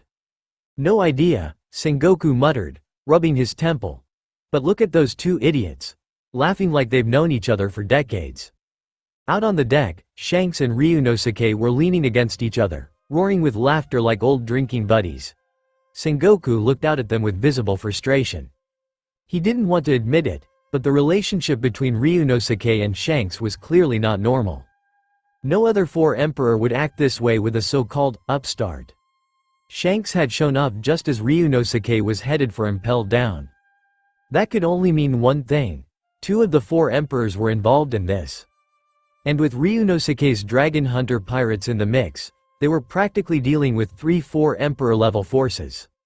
Sengoku clenched his fists. Whether the world acknowledged it or not, the dragon hunter pirates had already risen above the 4 emperors in terms of influence and sheer momentum. If others followed suit, the Navy could be swallowed whole. Should we adjust the plan? Suru asked seriously. Sengoku, this could drag the Navy into the abyss. Though she'd already decided to resign after this war, Suru still wore the uniform, and as long as she wore it, she couldn't stand by and watch the Navy collapse. I've already reported the situation to the world government, Sengoku replied grimly. We're waiting for the 5 elders to respond. He sighed, shoulders heavy with fatigue. Right now, we're just stuck. Suru narrowed her eyes. You still trust the world government after all this? Her voice was sharp now, the bitterness she'd suppressed for years finally spilling out. If there had been others around, she might have kept quiet, but this was Sengoku. And she was tired. They were both tired. Yes, people criticized Garp for his carefree attitude, but deep down, they all wished they could act like him. But if they did, what would happen to the Navy, to the men and women who followed them? They'd upheld justice their whole lives, they couldn't just throw it all away. Sengoku was silent. Then the Den Den Mushi rang. Purururu, click. "This is Commander Kong," came the voice on the other end. "Have the 5 elders responded?" "Yes," Kong said flatly. "The plan remains unchanged. Proceed as planned." "Unchanged?" Sengoku's voice lowered. "Even now?" "The world government's directive is clear. No matter what, we must crush the arrogance of these pirates." Sengoku closed his eyes for a moment, then exhaled slowly. "Understood. I'll follow through." "I know you're in a tough spot," Kong added. "But the world government is also making preparations. We'll move in coordination when the time comes." "Got it." Sengoku ended the call. He turned to look at Suru, who met his gaze with a bitter expression. This was beyond what either of them had imagined. They had thought the world government would intervene decisively given the scale of the threat, but instead, they were pushing the Navy into the fire. Sacrificing them. The Navy wouldn't be wiped out entirely, no, but the loss would be catastrophic. Their image shattered, their power gutted. Other pirates would rise in their wake, and when that happened, who would hold the line? "Damn it all," Suru muttered, turning to leave. "Suru," Sengoku said softly, but she didn't stop. "I won't let this happen," she said without looking back. "Not Whitebeard. Not the Dragon Hunter pirates. Not even the world government has the right to use the Navy like this." The door slammed shut behind her. Sengoku didn't blame her, he felt the same. But right now, he had no answers. Meanwhile, at sea, a lone Navy warship cut through the waves. On board stood Garp. Unlike Sengoku and Suru, Garp didn't give a damn about the world government's orders. To him, this was simple. A pirate caused the problem? Then he'd deal with the pirate. Before long, he arrived at the gates of Impel Down. "Vice Admiral Garp?" Magellan was stunned to see him. "What brings you here?" Normally, admirals didn't show up at Impel Down in person. Prisoners were transferred by their own escort squads. "I'm here to pick someone up," Garp said bluntly. "Some of the Dragon Hunter pirates are being held here, aren't they?" Magellan blinked, stunned. "You want to take them?" "Yes." Magellan frowned. "Is this a direct order from the world government? Or is this your Navy acting on its own? If it's the latter, have Sengoku call me personally." His tone was firm. There were rules, even Garp wasn't above them. If he just handed over prisoners to anyone who asked, Impel Down would be a joke. "I came here on my own," Garp replied calmly. "But if you don't want to see Impel Down turned into rubble, I suggest you give them to me." Magellan's face darkened. "Are you threatening me, Vice Admiral?" Toxic venom began to ooze from his body. Poison filled the air. But Garp didn't even blink. "I'm not the threat," he said, "they are. The Whitebeard pirates. The red-haired pirates. The Dragon Hunter pirates. You think they'll just sit back quietly?" Garp's voice was calm, but every word hit like a hammer. "If they all move, the sea will erupt. And the ones who get caught in the middle, us." Magellan remained silent, the venom hissing around him. Garp didn't flinch. "Let me make this simple. I'm taking them, because if Ryunosuke moves, this entire situation will spiral out of control." He remembered their last encounter. Ryunosuke was no longer that naive brat from Fusha village. That boy was gone. Now, he was a monster with a devil's mind and a strength that only kept growing. Even Garp wasn't sure he could beat him anymore, not quickly, and maybe not at all. And if Ryunosuke really let loose, the whole world would pay the price. Half an hour later. "Warden, isn't it against the rules to let the Navy take away prisoners we're guarding?"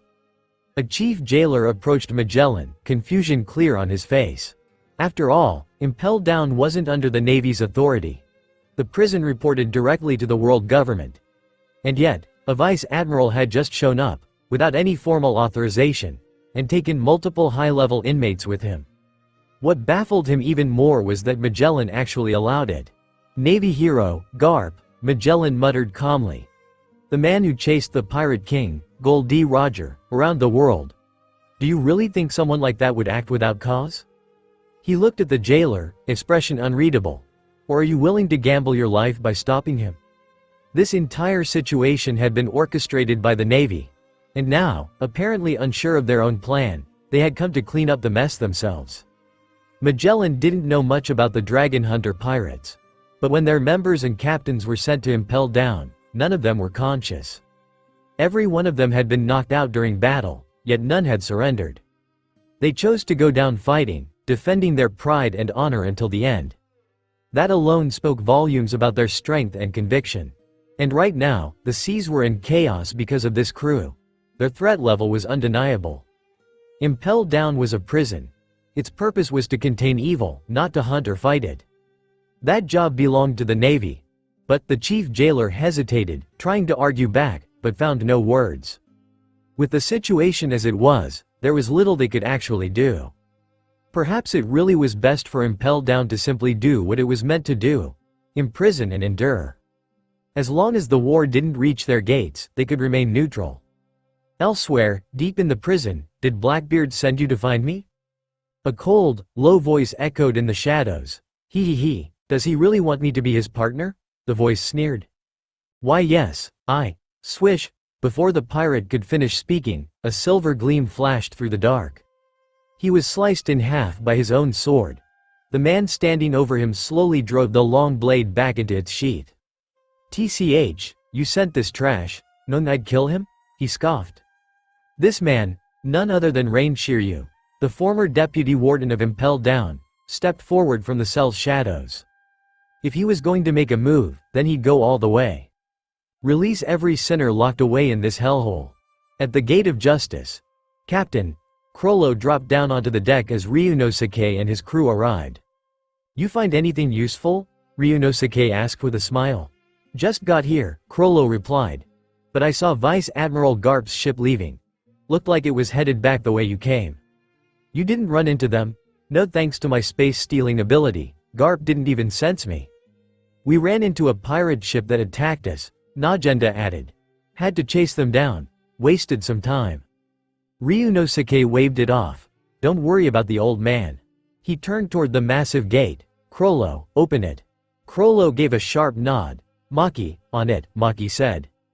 Threads of Nen spun from her fingers, threading through every gap in the gate of justice. Ant-hole.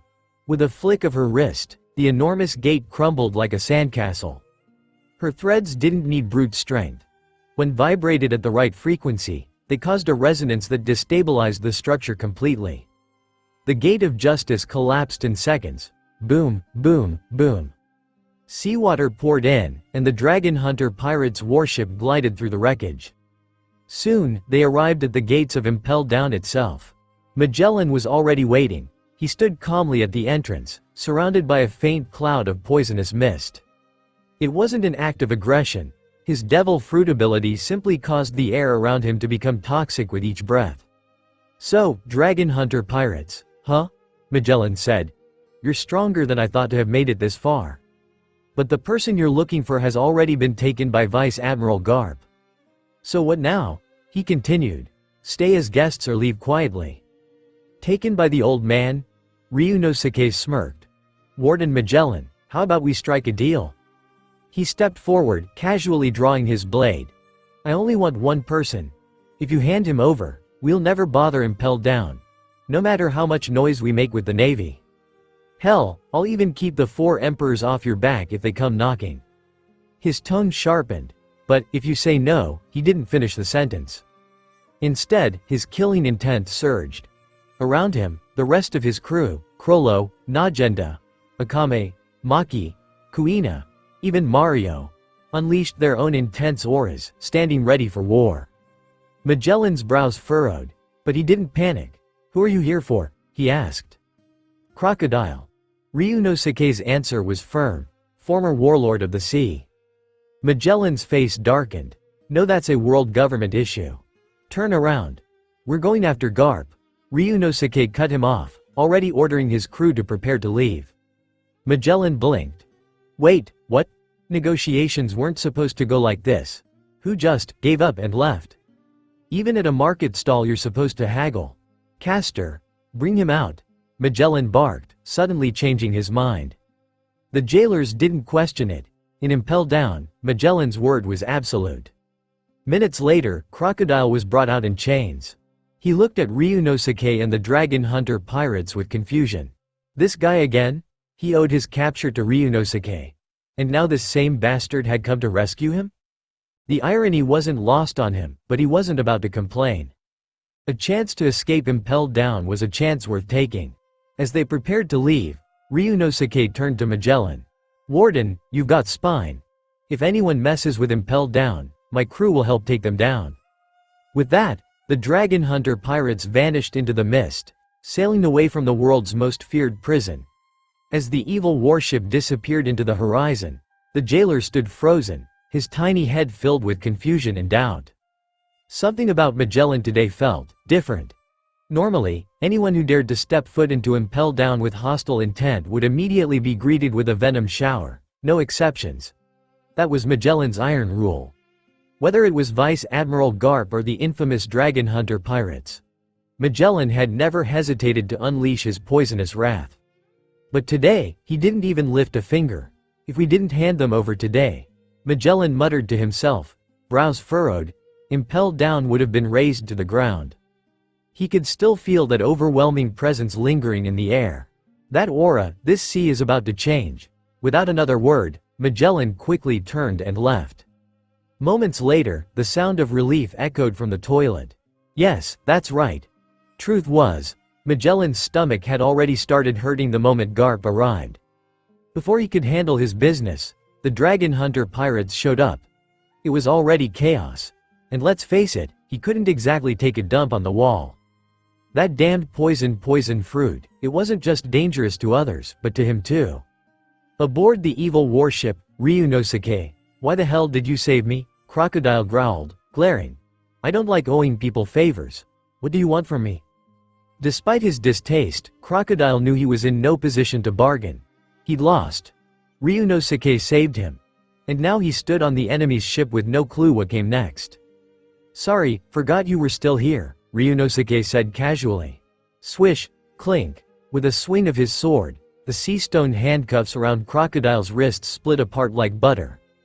Metal that could normally suppress even the strongest devil fruit user was, in Ryunosuke's hands, as fragile as clay. Mario, build him a small boat, Ryunosuke ordered. Let him leave on his own. All our sub-ships have the Dragon Hunter Pirate's mark. I'm already under enough scrutiny from the world government. No need to drag him further into it. He smiled faintly as he spoke, voice calm and detached. Crocodile narrowed his eyes. This guy, what the hell was his deal? He had asked why he was saved, but now, all Ryunosuke did was give him another puzzle. What was this bastard really planning? Alright, Mario responded, getting to work right away. In just minutes, a small vessel was built, just big enough for one person. It wasn't armed, but it would get the job done. Akame even thoughtfully packed food and water before handing them over.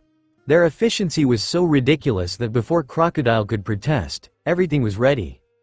Oi, you messing with me? Crocodile snapped. Just say it. What the hell do you want me to do? I told you, nothing, Ryunosuke said, waving dismissively. I played a part in your capture, so I figured I'd make up for it by fishing you out. No deeper reason. No hidden motive. Just that. But Crocodile didn't buy it. He wanted to say, I don't believe you for a second. Still, since the boat was ready, and his cuffs were off, he didn't push it further. Without another word, he sailed away. Captain, he's one of the 7 warlords, Krollo said. Wouldn't bringing him to Marineford have been better? He'll go there himself, Najenda answered before Ryunosuke could. It was always Najenda who asked the why questions around here. But after traveling with Ryunosuke for so long, she had started to understand the way he thought. Najenda's right, Ryunosuke nodded. He'll find his way. He turned and resumed his training at the deck's edge. Let's go find the old man. He took Urzi. That means he wants to see me. If we follow the path we came from, we'll catch up soon. Meanwhile, near the same sea on another ship, Vice Admiral Guion stood at the helm. Vice Admiral Guion, Chief of Staff Suru specifically said not to go out during this time, a nearby Navy colonel warned nervously. It's too dangerous. if we encounter the Dragon Hunter pirates." "The Dragon Hunter pirates," Gion muttered, cutting him off. Her eyes were sharp with determination. HMPH. Even the Blackbeard pirates managed to take down their handyman division. Don't tell me I can't do the same. That's right, Gion's target wasn't the main force of the Dragon Hunter pirates. She was after their handyman division. The official division were off limits. The second division, Krollo's Phantom Troop, had already left a psychological scar on her. The memory of watching herself being eaten alive, without even feeling pain, still made her shudder. And the first division, Night Raid, was always with Ryunosuke himself. Attacking them would be suicide. But the handyman division, that, she could handle, or so she thought. Vice Admiral Gion. Pirate ship sighted ahead. The lookout shouted suddenly, running over in a panic. What ship? It's the evil warship of the Dragon Hunter pirates. Gion froze. She had just bought intel on their handyman division from Morgan's. And now, she'd hit the jackpot, face to face with the real deal. Vice Admiral Gion, we should retreat, the colonel shouted. They're closing in fast. At this rate, we'll be overtaken within 30 minutes. No, Gion drew her sword, eyes blazing. I'm a vice admiral of the Navy headquarters. I refuse to run. I'll capture them with my own hands. 30 minutes later, Vice Admiral Gion, Ryunosuke said, standing over her, arms crossed. Pass me Garp's Den Den Mushi. I've got a question for him. Gion lay bound and defeated, her pride in pieces. The fight was over before it had even begun. Both captains of the Dragon Hunter pirates had been present. She never stood a chance. You think you can use me to threaten Vice Admiral Garp? She hissed. In your dreams, I'll never. Krollo, feed her to your fish. Before she could finish, Ryunosuke turned away and took a seat. Hee, got it, Captain, Krollo replied with a grin. If you hadn't told me she was off limits last time, she'd already be fish food. He stepped forward, and behind him, an enormous shadow loomed. A monstrous fish, the manifestation of Krollo's Nen ability, reared its head. It had grown massively, far from the cute little fish it used to be. Each life it devoured only made it stronger. I'll give it to you, without hesitation. Gion pulled a Den Den Mushi out of her chest and tossed it over. Still warm. Honestly, Ryunosuke couldn't understand women in this world. Why the hell did they always keep weird things in their perururu? Yo, Gion girl. Why are you calling me this late? Garp's lazy voice came through the Den Den Mushi, accompanied by the unmistakable crunch of senbei. Old man, seriously? You're either eating or sleeping all the damn time. Aren't you supposed to be a naval hero, or something? Ryunosuke's voice chimed in with a faint smirk. Hearing that voice, Garp suddenly perked up, senbei forgotten. Ryunosuke, you brat, how the hell did Gion end up with you? His tone shifted sharply, no longer casual.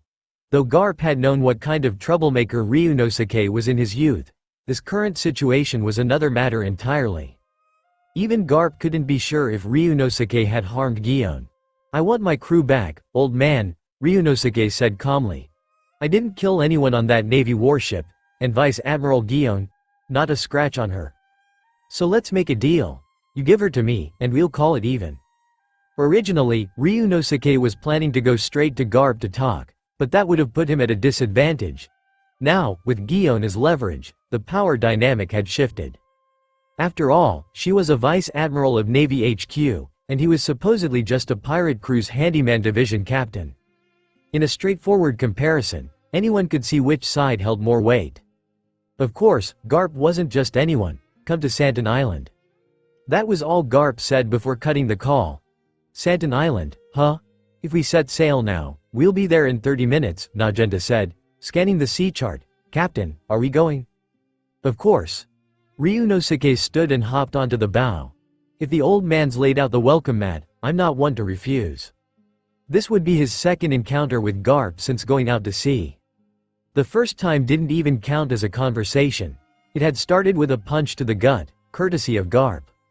This time, hopefully, they'd actually talk. 30 minutes later, the evil battleship arrived at Santon Island. Garp's iconic dog-headed warship was already docked. Captain, Seeing Ryunosuke, Urzi burst into tears, snot and all. He hadn't cried through imprisonment or injury, but the second he saw Ryunosuke, it all came crashing down. He completely lost it. Alright, quit bawling already. Ryunosuke lowered the ladder. Get over here. Then he turned to his crew. You guys stay put. I'm going to see the old man. Without waiting for a reply, he vanished from the bow. As for Gion, she was allowed to return to Garp's ship unimpeded. Garp was sitting on the beach, munching senbei and staring at the sea. Yo, old man. Long time no see, Ryunosuke called out casually as he approached. Next time you steal one of my crew, at least say hello. He plopped down beside Garp and grabbed a senbei for himself. Still tasted like cardboard, in his opinion. Lots of energy, sure, but zero flavor. Ryunosuke, what exactly are you after? Garp asked, putting down the senbei. I'm not after anything, Ryunosuke replied with a shrug. Wasn't it the Navy that made the first move? My crew's back now, and I've got no plans to retaliate, that's all. He raised his hands as if to say, see, I'm innocent. Garp didn't respond immediately, because, honestly, Ryunosuke wasn't wrong. The whole operation was a setup, a trap designed with Blackbeard to take down both Whitebeard's crew and the Dragon Hunter pirates. Now, Garp was standing here like he had the moral high ground, which he didn't. Old man, you and Sengoku have been busting your asses for decades. What do you even have to show for it? Did the number of pirates go down? Are the people happier? Did you stop the wars? Each question hit like a wave. Garp couldn't even finish his sentence. What had they really accomplished? After Roger's death, Garp had taken a backseat. He focused on family, tried to raise Luffy and Ace, and even Ryunosuke in a way. Though Ryunosuke hadn't been raised by him directly, he still felt like part of the family. And Sabo, well, Garp didn't even know he'd joined the Revolutionary Army. Sure, the East Blue was quieter now, but that was because all the strong pirates had moved on. The ones left were bottom feeders. And even worse, some Navy branches had started colluding with pirates, making life even worse for civilians. As for stopping wars, the world government couldn't control the non-affiliated nations, and barely kept the others in check. So again, what the hell had they accomplished? I've been carrying the banner of justice for decades, Garp muttered. No matter what people say, I stand for justice. The fallback excuse. The one he always used. Justice, huh? Ryunosuke raised an eyebrow. You really think you're upholding justice by taking orders from those celestial dragon trash? Come on, old man. Don't kid yourself. You don't stand for justice. You represent the interests of the world government. That hit hard. Interests. The word echoed in Garp's head, stirring doubts that had long been buried. He had seen what the world government had done, how they treated civilians, how they silenced dissent, and he had done nothing. Because he couldn't, because Sengoku needed him. Because the Navy needed him. Because if even he, the so-called hero of the Navy, abandoned justice, then what was left? I get it, old man, Ryunosuke said, voice softer now. I know you're stuck between duty and conscience. So I'm not asking you to change your beliefs, but I am asking you not to stand in the way of mine. Dreams. Justice. Two things that would never coexist on the sea. The world government thrived on control, power, and fear. And things like freedom or dreams, to them, those were crimes. If you don't go after the Navy government, I won't either, Garp said after a long silence. But if I see you in Marineford, I'll give it everything I've got to capture you, just like before. He didn't bother with more speeches, because Ryunosuke wasn't like Luffy. Ryunosuke had his own path, his own dream, his own version of justice. And Garp knew, he couldn't change that, Pa. Ryunosuke stood up and casually brushed the sand off his pants. Old man, I'm heading out. He paused, turning back with a grin. Oh, and one more thing. Just to be clear, if you keep working with Blackbeard, then I'll be back. I won't turn down an invitation from Uncle Whitebeard. With that, Ryunosuke turned and vanished into the distance, his figure disappearing along the shoreline. By the time Garp came back to his senses, the Dragon Hunter pirate's ship was already a fading shadow on the horizon. That little brat. Garp smirked and cracked his knuckles. Should have smacked him around while I had the chance, ha ha ha ha. Watching the ship sail away, Garp let out a hearty laugh, full of both pride and frustration. The Navy personnel nearby glanced at each other in confusion, unsure what had just happened. Vice Admiral Guion, are you awake?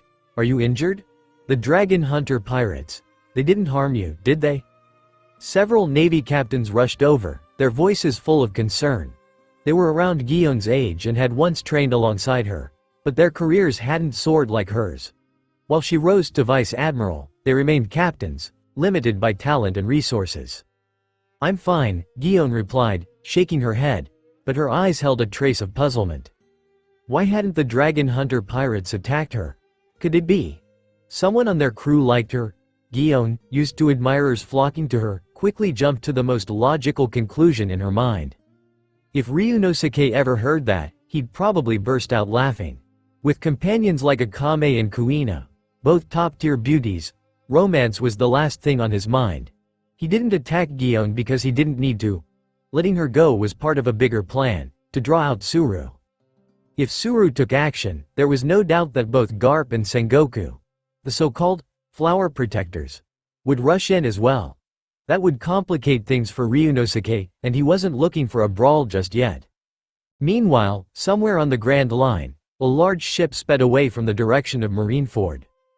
Damn it, grumbled Christo, captain of the Christo Pirates. The sea's been getting crazier lately.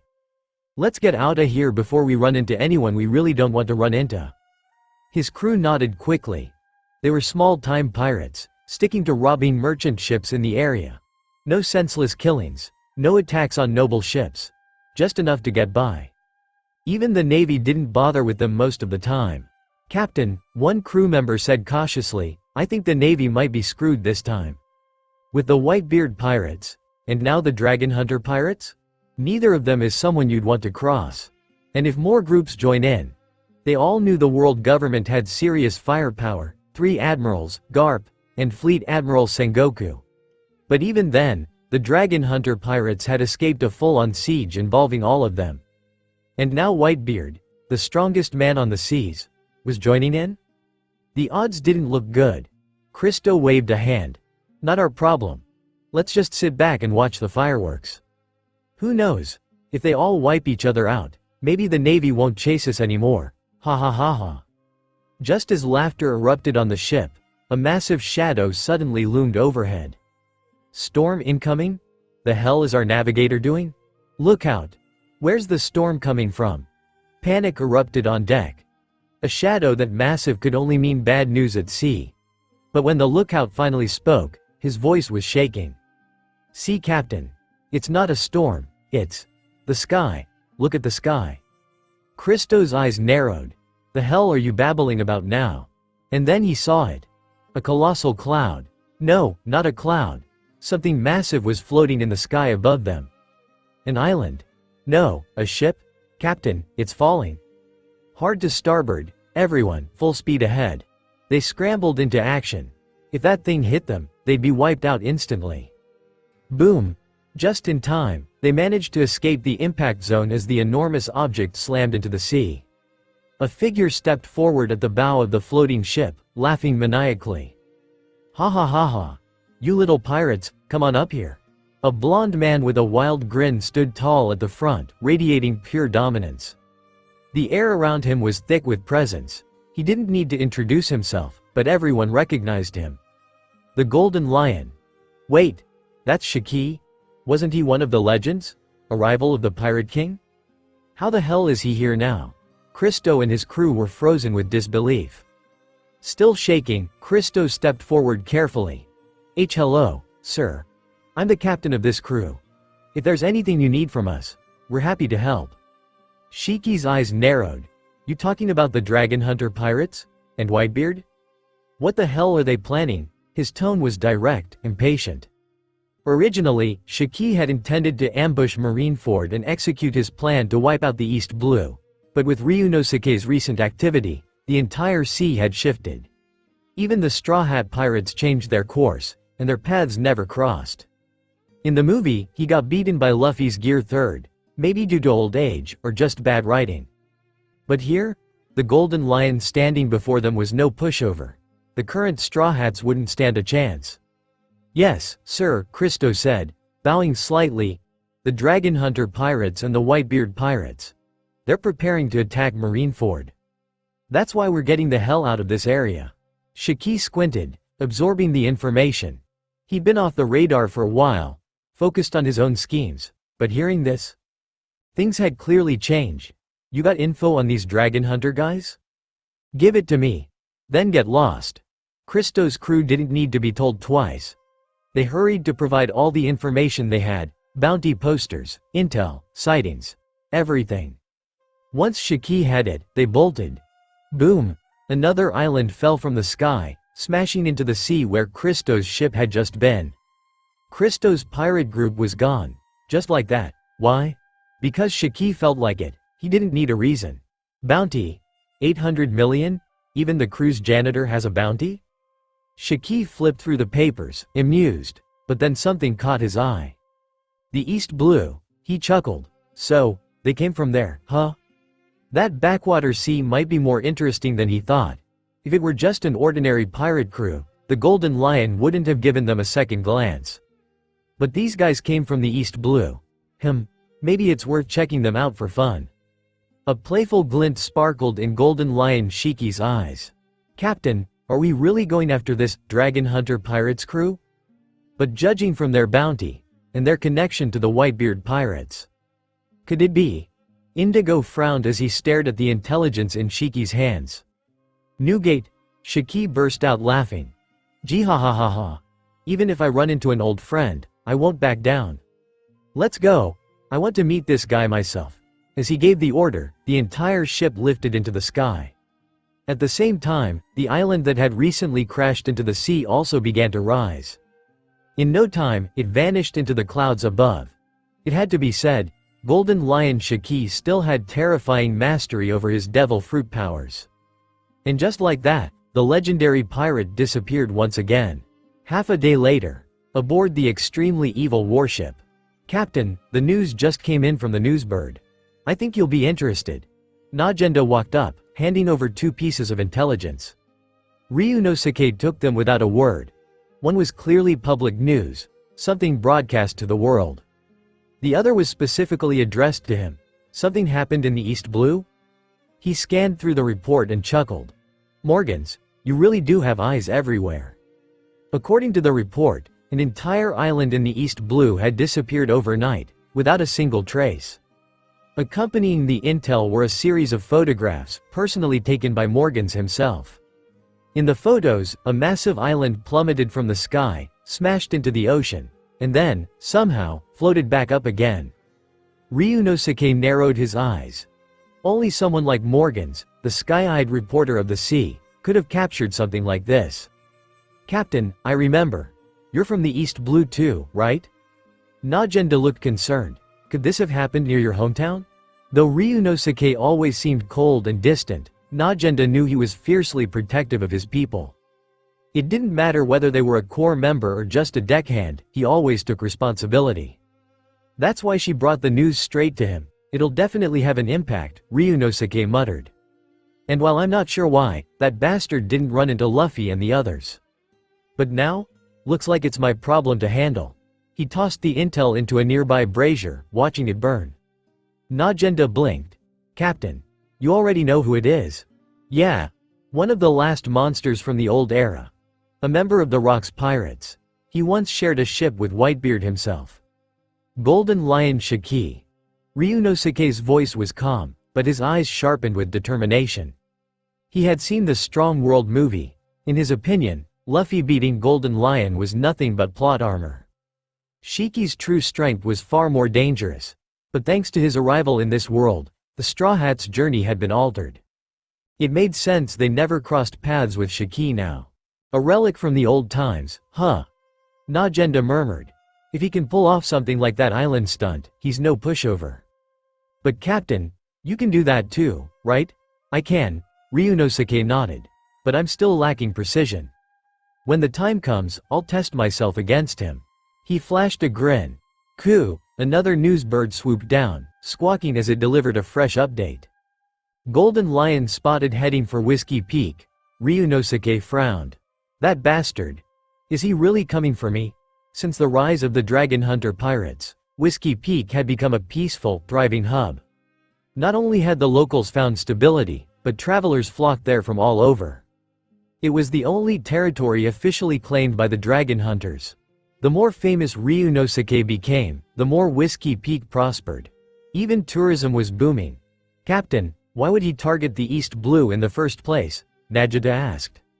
Ryunosuke leaned back. "Maybe it's because Roger died there."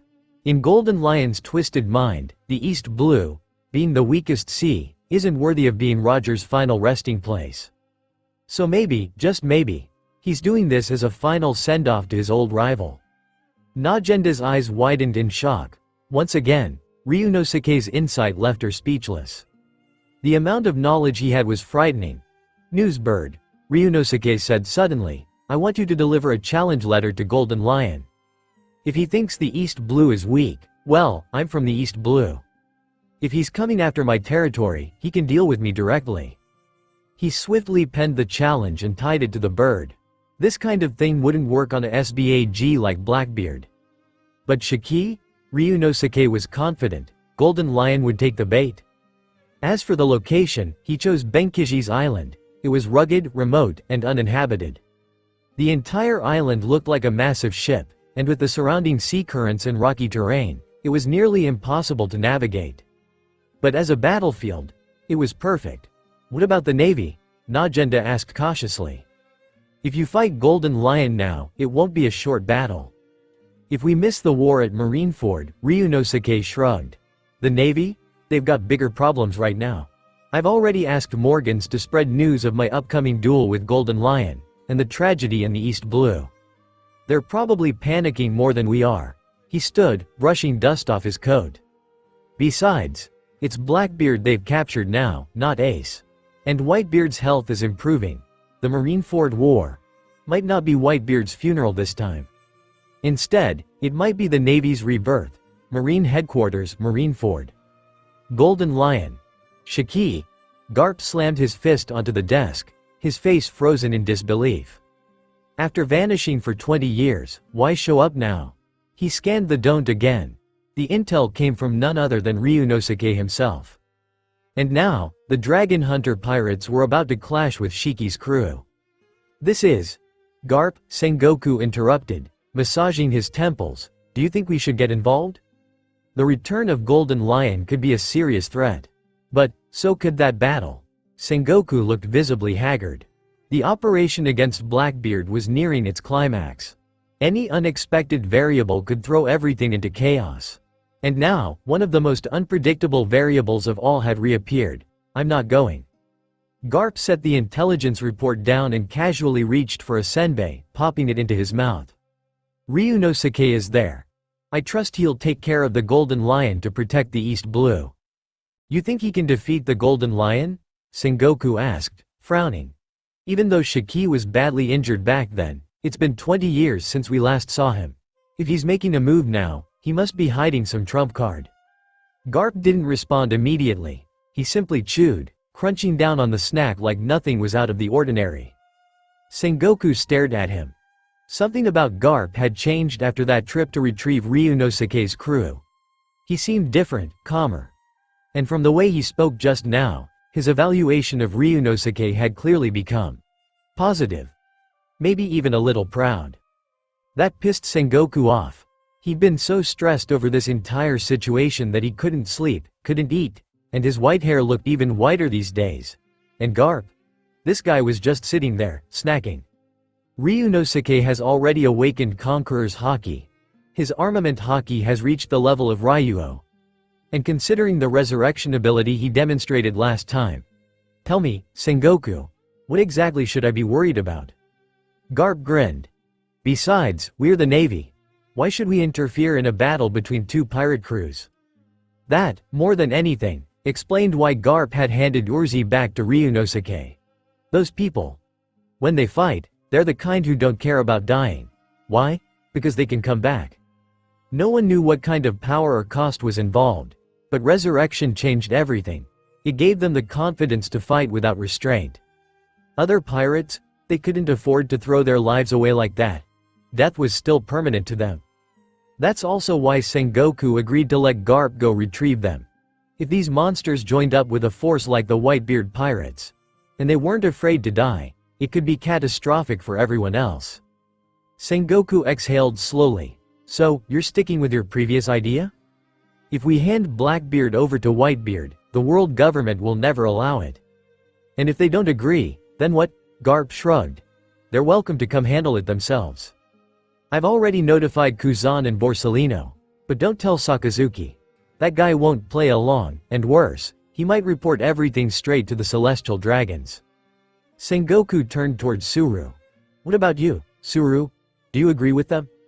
This might be our best option to minimize Navy casualties, she said plainly. We're being played, Sengoku. Blackbeard's orchestrating this whole thing, and we're dancing right to his tune. She'd been neutral before. But ever since Gion returned and shared more details about the Dragon Hunter pirates, Suru's perspective began to shift. Once emotions were taken out of the equation, it became clear, Blackbeard's plot was deeper than it looked. If you both agree, then we'll proceed. Sengoku made up his mind. Start making the arrangements. Inform all combat units. Except Sakazuki and his close subordinates. We'll keep him in the dark. Meanwhile, achoo! Sakazuki sneezed violently, again and again. A rare thing for a magma user. He'd never caught a cold in his life, but now, he was sneezing non-stop. Something was definitely up, elsewhere, deep within the Navy prison. Shiryu of the Rain stood outside Blackbeard's cell, arms crossed. So, you're Blackbeard, huh? He gave the prisoner a sharp look. Give me one good reason to join your pirate crew. If your answer doesn't impress me, I'll kill you right here. Blackbeard sat casually on the floor, that arrogant smile never leaving his face. No questions. I'm forming a crew of absolute freedom. If you want to come, then come. If not, get lost. Shiryu burst out laughing. You're crazy, but now I'm curious what this absolute freedom really looks like. He turned away, voice fading into the shadows. Prove yourself. Survive this plan. If you do, I'll board your ship. The darkness swallowed him whole. Blackbeard chuckled to himself. Zeehehehe. Zeehehehe. A jailer approached, scowling. What the hell are you laughing at? You should save it. You're about to be publicly executed. Let's go. Blackbeard stood up, still smiling. Being interrupted mid-laugh, that was seriously annoying. Next time, I'll kill you, he muttered, then walked out calmly. Soon, a warship took him away. 2 days later, Ryunosuke stood aboard his warship, just off the coast of Benkishi's island. The currents were chaotic here. If the ship hadn't been strong enough, they might have been torn apart already. Captain, are we really just going to wait like this? Najenda asked, scanning the skies. What if he doesn't show? Ryunosuke smirked. It's a battle. You wait for your opponent. Then he turned toward Crollo. There are some ridiculously large creatures on that island. Your big ol' magic pocket should be able to capture them all. Prep the specimen tools and... Captain, please stop talking, Crollo cut in, trembling. I'm already shaking from excitement. The group chuckled, passing the time with conversation. And then, the next morning, a low rumble echoed across the waves. A shadow fell over the entire coastline as a massive island ship drifted down from the sky. It blocked out the sun, casting the sea into darkness. He's here, Ryunosuke said with a stretch, cracking his neck. Behind him stood Najenda, Crollo, Akame, Maki, Kuina, Hawkins, Mario, and Urzi. Ready for battle. On the sea, the news exploded like wildfire. What? The Dragon Hunter pirates are challenging the Sky Pirates. Who the hell are the Sky Pirates? Idiot. That's Shiki the Golden Lion's crew. He was as infamous as Roger in the old days. You mean a rookie crew is fighting one of the strongest from the previous era? Holy shit. I don't even know the full details, but I'm hyped. This is it. The new era versus the old, around the world, governments, underground powers, and pirates alike all turned their eyes toward Benkishi's island. No matter the outcome, the Dragon Hunter pirates had officially stepped into the world stage. They were no longer just upstarts. They were challengers to history. Golden Lion. That guy's been preparing for this moment for 20 years. Charlotte Linlin's voice was calm, but her tone carried weight. Morgans, give me a live feed. Linlin, we're old friends, but you know the rules. Morgan's voice crackled through the Den Mushi. Let's talk business first. I know the price, she interrupted, unfazed. Aside from the usual payment, I'll throw in a shipment of arms. Even the 4 emperors had to play by the rules when dealing with the news agency. Without Morgans, it wasn't easy to obtain critical intel fast. Deal. It's set up. The newsbird will come collect your payment. As for the rest, just activate your exclusive video Den Mushi. The call ended. Big Mom was curious. Just how much gold did this Dragon Hunter Pirates crew have to stir up such chaos in the Grand Line? And Golden Lion was the perfect test. Like Charlotte Linlin, another figure was paying close attention to this unfolding event, Kaido, who had just departed from Wano country. Now, alongside Kane, he was headed toward the Grand Line. After all, these were former members of the Rocks Pirates. How could Kaido sit still when one of their own started making waves again? Meanwhile, in Sabaody Archipelago, Fufu, Golden Lion? Doflamingo chuckled darkly as he leaned back. Looks like the Dragon Hunter Pirates aren't going to have it easy this time. This opponent's in a completely different league than the ones they faced before. He turned to Pika. Take some men and keep an eye on them. If an opportunity arises, grab some of the Dragon Hunters, if they lose. He smirked. If they do, the 4 emperors won't be interested anymore. That's when we step in and recruit. Elsewhere, Golden Lion? Hawkeye Mahawk stared at the newspaper, then folded it. What a pain. Guess I'll head to Marineford first. On Amazon Lily, Dragon Hunter Pirates? Golden Lion? That's the crew my brother leads, right? Luffy tilted his head, confused. Luffy. Boa Hancock's voice trembled slightly. The captain of the Dragon Hunters is your older brother? She took a step forward, hands clutched together. Should I go help him? He's going up against Shiki the Golden Lion, a legend from the old era. She explained everything to Luffy. After the incident in Sabaody Archipelago, his crew had been scattered, sent flying by Bartholomew Kuma. For now, he was staying with Hancock. There's no need. Luffy's voice was suddenly serious, unusual for him. Brother Ryunosuke will be fine. Those so-called legends, they belong in the past. There's no place for them in this era. This is our time now. Luffy. Hancock swooned, stars sparkling in her eyes. Even in moments like this, her obsession didn't waver. Of course, what she didn't know was that Luffy was just repeating what Ryunosuke had once told him. Without that, would this meathead have come up with such a poetic line on his own? Hancock, take me to the Grand Line. I want to help my brother. If the Navy's going to make a move on him, I won't just sit back. Luffy clenched his fists with determination. If you need me, I'll take you there, no matter what. Hancock declared. Shichibukai. The 4 emperors, the Navy, the world government. Everyone was watching. Even though the Navy had already drawn up battle plans, this fight might just force Sengoku to change everything. For now, the world was in a wait-and-see state. This was Benkishi's. Once a peaceful place, now a boiling point of tension. Brother Ryunosuke, I still want barbecue, Akame pouted. Chrollo ate too much again. The freshly grilled meat had vanished into Chrollo's bottomless stomach. Ever since entering this world, his body had undergone changes, strengthened by the system. His appetite was now off the charts. Ryunosuke was starting to think the Dragon Hunter Pirates needed a rebrand. The Foodie Pirates had a nice ring to it. With aura and passive life recovery, overeating wasn't even a concern. Everyone just kept shoveling food into their mouths like black holes. Relax, they'll be back soon. Ryunosuke chuckled. There'll be more than enough meat. Just then, a huge pirate ship loomed on the horizon. Handyman 5th Division, reporting. Conrad stood at the helm, barking the call. After Ryunosuke summoned them, they'd rushed here immediately. Compared to when they first left, the 5th Division had grown. The most notable change? They had recruited over a dozen Mink tribe warriors. Conrad really moved fast. Soon, they unloaded crates of fruit and meat. Handyman 3rd Division, reporting. Ganado arrived next.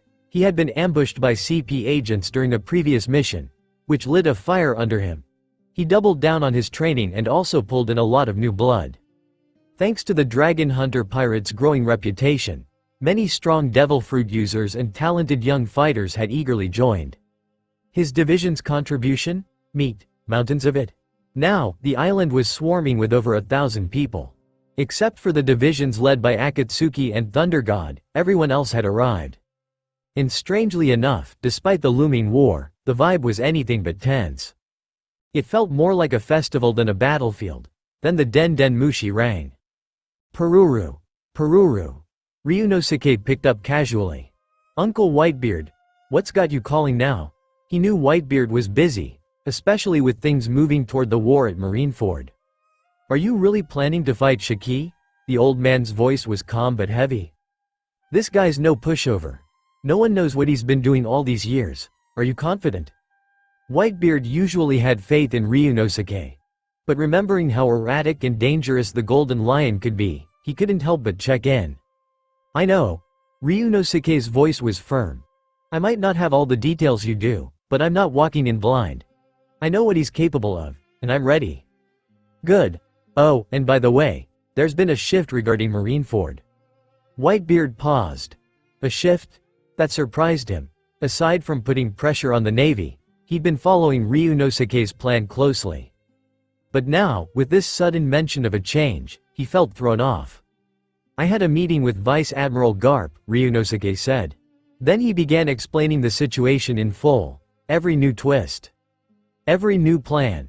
Whitebeard listened, silent but thoughtful, as the new storm began to brew on the horizon.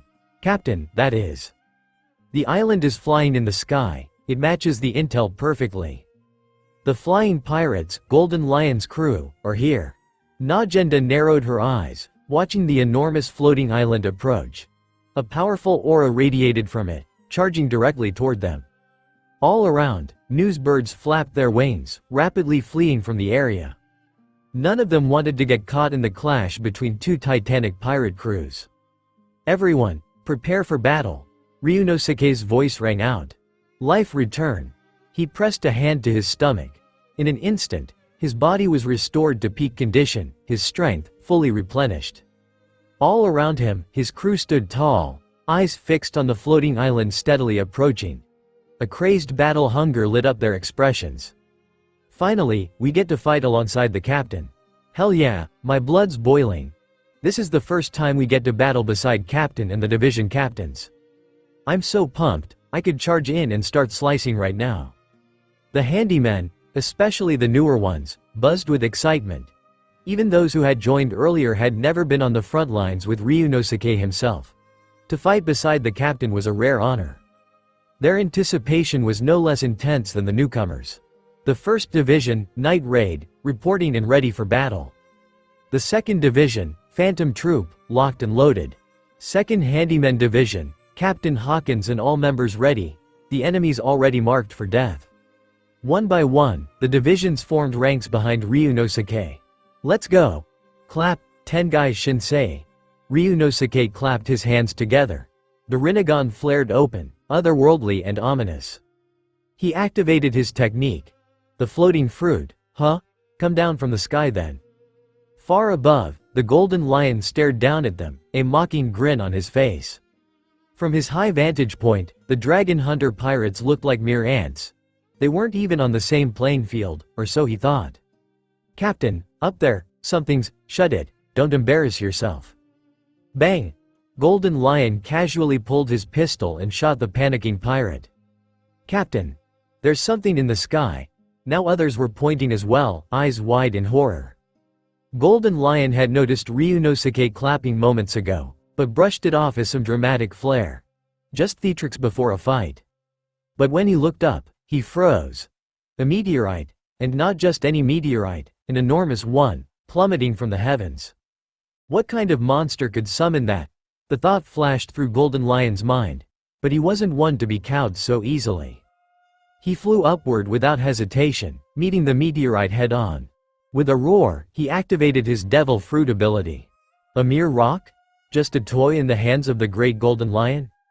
He caught the massive meteorite with one hand, intending to send it flying, but... Boom! A second meteorite crashed into the first, slamming it down with brutal force. Golden Lion's power didn't activate on impact. It had to be deliberately used.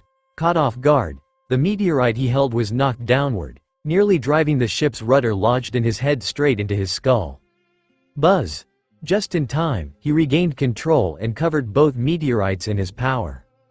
Not bad, Ryunosuke said calmly. Golden Lion Shiki. If you don't come down now, you'll just be target practice in the sky. He added, also, I'll be taking that island ship of yours. Golden Lion's observation haki caught every word. As much as he hated to admit it, remaining airborne made him a sitting duck. Boom, left with no better option, the flying pirates descended, merging their island ship with Benkishi's island.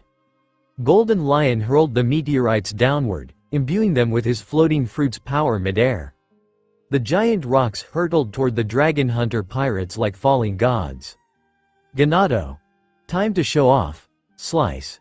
Severance. Urzi leapt into the sky, silver threads forming between his fingers. He whipped them forward, cutting fruit powers slicing through stone like paper. Sizzle, the meteorite shattered into pieces. Explode, bomb grasshoppers. Ganado tossed a swarm of mechanical grasshoppers into the air. They zipped into the fresh cuts in the broken meteorite. Boom! A massive explosion tore it apart, the fragments raining down like confetti. The second meteorite met the same fate. The battlefield between the flying pirates and dragon hunter pirates was now clear, leveled and ready for war. The legendary pirate from the old era, Shiki the Golden Lion. Ryunosuke stood firm, watching the enemy float just above his island ship. Tell me, what's in the East Blue that's worth all this trouble? He didn't buy the idea that this was just about Roger. If Golden Lion wanted revenge, he wouldn't have waited all these years. There had to be another reason. A dead man doesn't need to know. Golden Lion grinned. But, I'll make an exception. Based on how you fought just now, I, Golden Lion, acknowledge you. Gee ha ha ha ha ha, with a burst of laughter, he slashed out with a sword wave using his foot. Isshin Ryu. Flowing water, Kuina stepped forward. The sword in her hand, wind breath, shimmered as she unleashed her technique. A strange ripple flowed through the air, the slash that could cut the sea was absorbed, swallowed whole by her technique. It didn't even change direction, it simply vanished. Water nourishes all things without conflict. The best flows like water, soft, but able to wear down stone. The tolerance of flowing water was immense, even a sword slash could be dissolved by it. Dragon Hunter Pirates Combat Unit, Kuina. I'll be your opponent. She raised her sword with calm confidence, boom boom boom. Suddenly, a volley of shells exploded around them. The island ship, now grounded, had become a heavily fortified stronghold. Huff, a black figure appeared in front, Crollo, captain of the 2nd Division. He flicked his hand, and the black cloth he carried swallowed every single shell in an instant. Crollo, 2nd Division. I heard you've got a lot of good stuff on your ship, Shiki. He tilted his head slightly, smiling. Mind handing some of it over? Before anyone could respond, Crollo vanished, reappearing in a flash aboard the enemy's ship. Moments later, their own shells were returned, whistling back through the air toward the flying pirates. Ryunosuke hadn't even made a serious move yet, but already, just a few members of his crew had shaken Golden Lion to the core. Is this what the new age of pirates looks like? At this moment, the Golden Lion made no move to stop Crollo. Because now, Ryunosuke had already unsheathed his sword, and was calmly walking toward the Golden Lion, step by step. Shiki. Come on, Ryunosuke said, a smirk playing on his lips. Let me see what power you still have left from the old era. Don't hesitate. If you do, I'll take the opportunity and kill you without mercy. The Golden Lion didn't respond with sarcasm or arrogance, he simply stood there, silent. Because he could feel it, the overwhelming aura radiating from Ryunosuke. This was no ordinary presence. It was the aura of a true powerhouse, one that crushed weaker wills by sheer intensity alone. You'll regret asking to see my full strength, the Golden Lion warned coldly. Lion power, Lion Valley. Without another word, he unleashed a dense barrage of slashing energy. Fancy moves won't save you, Ryunosuke said coolly, One strike is all I need. Raising his sword, he coated it in armament haki and swung it in a single clean motion. The incoming storm of slashes shattered instantly under his blade. If that's how you plan to fight me, then the so-called legends of the old era are nothing but trash. Boom! A terrifying wave of killing intent exploded from Ryunosuke, mixing with his powerful haki. The sheer pressure stunned the Golden Lion. That's Conqueror's haki, he muttered in disbelief. How are you using it like this? He had expected Ryunosuke to have haki, but this mastery, this deadly application, it didn't make sense. How old was this guy? He wasn't just powerful, he was terrifyingly skilled. Hey, relic of a bygone age. Are you ready to vanish along with your era? As soon as he said it, Ryunosuke disappeared. When he reappeared, he was already right in front of the Golden Lion. A massive thought beast, shaped like a giant catfish, surged forward to strike. Lion's power. Earth Scroll. The Golden Lion reacted instantly, manipulating the terrain to escape the beast's attack. At the same time, he summoned a swarm of massive lion heads to crash down on Ryunosuke. For a moment, fear gripped him. He'd sensed it. If he had reacted even a second slower, he'd be dead. That's right. This Ryunosuke, he was a real threat to his life. Shinra Tensai. Ryunosuke raised his hand. A repelling force exploded from his palm, obliterating the lion heads in an instant. Everyone, move out, he said calmly. Anyone you see is an enemy. Kill on sight. He floated upward, charging toward the Golden Lion again. With the Rinnegan in his eyes, Ryunosuke had the ability to battle freely in the air. Seeing this, the Golden Lion faltered. He had believed that aerial combat was his unique advantage, but now, flying didn't mean anything special anymore. Lion's power. The Golden Lion stopped holding back. He no longer cared if he hurt his own men. Ryunosuke had given him a terrifying illusion, that if he didn't go all out, he'd die. Another one from the East Blue. Am I going to be defeated by another damn pirate from that sea? Furious and desperate, the Golden Lion released a large-scale technique. A violent storm surged, forming a massive lion's head that roared toward Ryunosuke. The ability to manipulate weather? Ryunosuke said, eyes narrowing. I'll admit, you've developed your floating fruit well. But in the face of true power, he clapped his hands together, the Rinnegan pulsing with light. It's meaningless. Shinra Tensai. With a burst of power, he switched places with the Golden Lion, placing him in the direct path of his own attack. Then came another move. Dark Pavilion. Ryunosuke activated his Nen ability. Instantly, the Golden Lion was trapped, locked in place, unable to move, left to be devoured by his own storm. The aftermath was devastating. The entire island shook and flattened. Even the stones cracked and shattered under the force. It was clear, Golden Lion's last attack had been monstrous. But then, Jihahahaha. Jihahahaha. Golden Lion's hair was wild, his eyes bloodshot, his expression manic, but he laughed. Loudly, dangerously. Ryunosuke narrowed his eyes. That aura again, it had changed. I'll admit. You're strong, the Golden Lion said between laughs.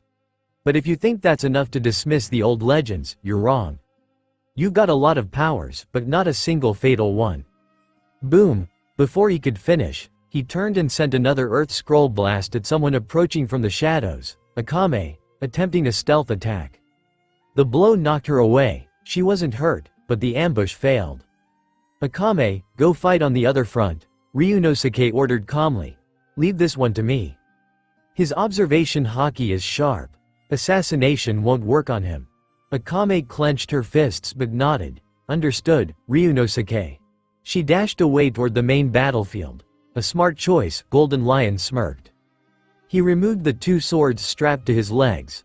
Ato and Kogarashi, both famous blades forged by Wano's greatest swordsmiths.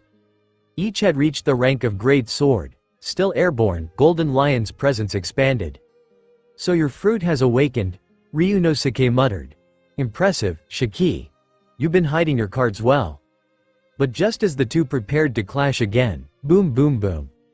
A sudden roar erupted behind Ryunosuke. He turned, frowning. Huge pirate figures loomed behind his crew. Giants? He muttered. No, something's wrong. Just moments ago, those pirates had normal builds. Now, they'd grown to massive size. Giantification. This is Caesar Clown's research. Big Mom wanted to create her own army of giants for Toto Land. Don't tell me, Shiki succeeded where they failed. Thinking of the giant animals on Sky Island, Ryunosuke felt a chill. If they'd tested the method on beasts, it was only a matter of time before they used it on humans. Still have time to worry about your crew? The Golden Lion taunted. Didn't you say you don't care about others? He appeared beside Ryunosuke, without triggering even a ripple in the air. Even with observation haki constantly active, Ryunosuke hadn't sensed him. What the hell? What kind of technique did he use to bypass my haki? Boom! The Golden Lion struck. It was only 2 swords, but Ryunosuke felt like mountains were collapsing on top of him. What kind of power is this? After being knocked back by the Golden Lion, Ryunosuke barely had time to catch his breath before the enemy charged again. Just like before, there was no warning, no aura, no presence. The Golden Lion was simply there, already in front of him. Wait a second, aren't villains supposed to talk too much and die because of it? Shouldn't this guy be standing still, laughing maniacally and giving me enough time to figure something out? Then I find a way to beat him and win dramatically, right? What the hell? Did you get a different script? Ryunosuke grumbled inwardly, all while defending against the Golden Lion's relentless assault. From the start, he had noticed something strange about the Golden Lion's body. His strength was steadily increasing, and his speed. Ryunosuke couldn't even track it with observation haki anymore. This wasn't the same Golden Lion as before. He had undergone some kind of terrifying transformation. The battle escalated quickly, dragging the two from the island's beach deep into its interior. As for the chaos unfolding outside, Ryunosuke wasn't worried at all. He had complete faith in Crollo, Najenda, and the others. Meanwhile, elsewhere on the island, is this the potion? Crollo muttered, examining the glass vial in his hand. Maki, take a look. Search every inch. Grab anything that looks usable, he added, eyes gleaming. These might actually be useful to our crew.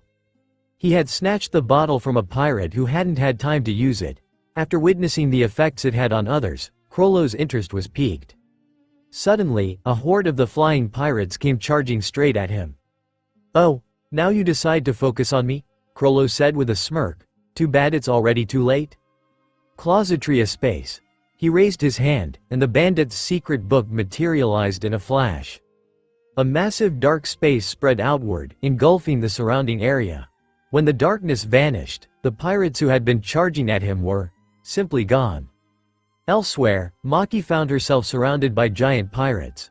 But as a ship's doctor, she knew the human body better than anyone, even the bodies of these supersized freaks. Gigantic or not, the pressure points were all in the same place. With precise strikes, Maki had the giants immobilized within moments, her thoughts and skills in perfect sync. On another battlefield, Najenda stood calmly amidst the chaos. Susano towered behind her like a war god, cutting down the pirates without effort. Size and numbers meant nothing to her. Akame fought alongside her. With every slash of Murasama, her cursed blade, enemies fell. One strike was all it took. The battle was completely one-sided. Still, they couldn't claim victory just yet, not because they were losing, but because the enemy numbers were endless. Wave after wave of giants kept flooding in. Back in the center of the island, the clash between Ryunosuke and the Golden Lion raged on. Originally, Ryunosuke had planned to handle this himself, but now, the situation demanded something more. He summoned Tsukuyomi, who immediately took position beside him. Ding, congratulations, host. You've gained 10,000 reputation points. Ding, congratulations, host. You've gained 3,000 reputation points. His reputation was spiking like crazy. Many major forces were watching this fight, and what they saw changed their entire understanding of the Dragon Hunter pirates. Ryunosuke's growing fame directly translated into more reputation points. Boom! Ryunosuke was sent flying again, but Tsukuyomi caught him just in time, shielding him from a worse fate. The Golden Lion's power. It had to be the awakened version of the floating fruit. But why the hell was it so ridiculously strong? How did his awakening get enhanced like this? Ryunosuke had no answers. And if things kept going like this, he wasn't sure he could win. At this point, he seriously wanted to curse. Oda, you damn troll. How the hell did Luffy beat this guy? There was no more time to hesitate. System, designated recruitment. Team 1 Night Raid member, Tatsumi, system, designated recruitment. Team 1 Night Raid member, mine, system, designated recruitment. Team 2 Phantom Troop member, Uvajin. He burned 150,000 reputation points in a flash, some 3 heavy hitters to turn the tide. 3 magic circles lit up the battlefield, space itself warping violently. The Golden Lion paused mid-attack, sensing danger from the dimensional fluctuations. Even he wasn't willing to charge in recklessly. Hey. Yeah, take a good look. Let's see what surprises I got. The magic circles finished forming, and 3 figures stepped out. Captain. All 3 shouted in unison, kneeling on one knee. Immediately, a surge of aura radiated from them and flowed into Ryunosuke. Elsewhere, Crollo and Najenda felt it too, an unmistakable shift in power. Tatsumi? Mine? Naheda's eyes widened, and Uvajin too? Thanks to the system's linkage, they immediately recognized the new arrivals as former squadmates. Go. Help your division leaders, Ryunosuke ordered. They'll brief you on the battlefield. Yes, Captain. Tatsumi didn't waste a second. He activated his Incurcio armor, picked mine up, and blasted off like a missile. Do we always have to fight the moment we arrive? Mine muttered. Ha ha ha. I love it already, Uvajin laughed, his monstrous aura exploding as he bolted forward, fast enough to rival Tatsumi in his armor. Back on Ryunosuke's side, the system finished syncing the recruit's abilities. Ryunosuke clenched his fist, power flowing through him like wildfire. This feeling, damn, it's been a while, feels amazing. No wonder martial artists get addicted to chasing power. From the Incurcio armor, Ryunosuke had obtained a powerful new imperial weapon, dragon hunting armor. One of the supreme class weapons. From Uvajin, he gained enhanced telepathic strength, perfectly boosting his strengthening system. Mine's power was just as insane. Not only did she bring elite sharpshooting, but also a passive ability called Crisis Breakthrough, which meant the more danger she was in, the stronger her shots became. It was the same principle behind her romantic turret. And now, Ryunosuke had something else. His own, personalized sniper rifle. Dragon Roar. The Golden Lion smirked arrogantly. So, you called in a few lackeys. It won't change a damn thing. They'll just die with you. Boom. The sentence never finished. Ryunosuke had already closed the distance, crashing into him with a force that split the air. No, it wasn't just Ryunosuke. It was an armored figure, sleek, menacing, glowing with ethereal energy. Dragon hunting armor. The impact sent the Golden Lion flying like a broken kite. Ryunosuke stood tall, smirking under the dragon-faced visor. Damn. This boost feels so damn good. The situation wasn't ideal for using the new power against the Golden Lion just yet. Ka. Ryunosuke walked forward, step by step. The Golden Lion, having been blasted away by a single punch, lay on the ground without moving for a long while. Honestly, if this wasn't the world of One Piece, Ryunosuke might have thought this guy was just here to stir up trouble. The resemblance was uncanny. Gia ha ha ha. So, the new generation's this strong now? Reminds me of Roger back in the day. But I've noticed a little weakness of yours. You still haven't mastered Haki and Fusion, have you? As he said this, a crimson glint flashed in the Golden Lion's eyes. Then, boom, he vanished, reappearing behind Ryunosuke with monstrous speed.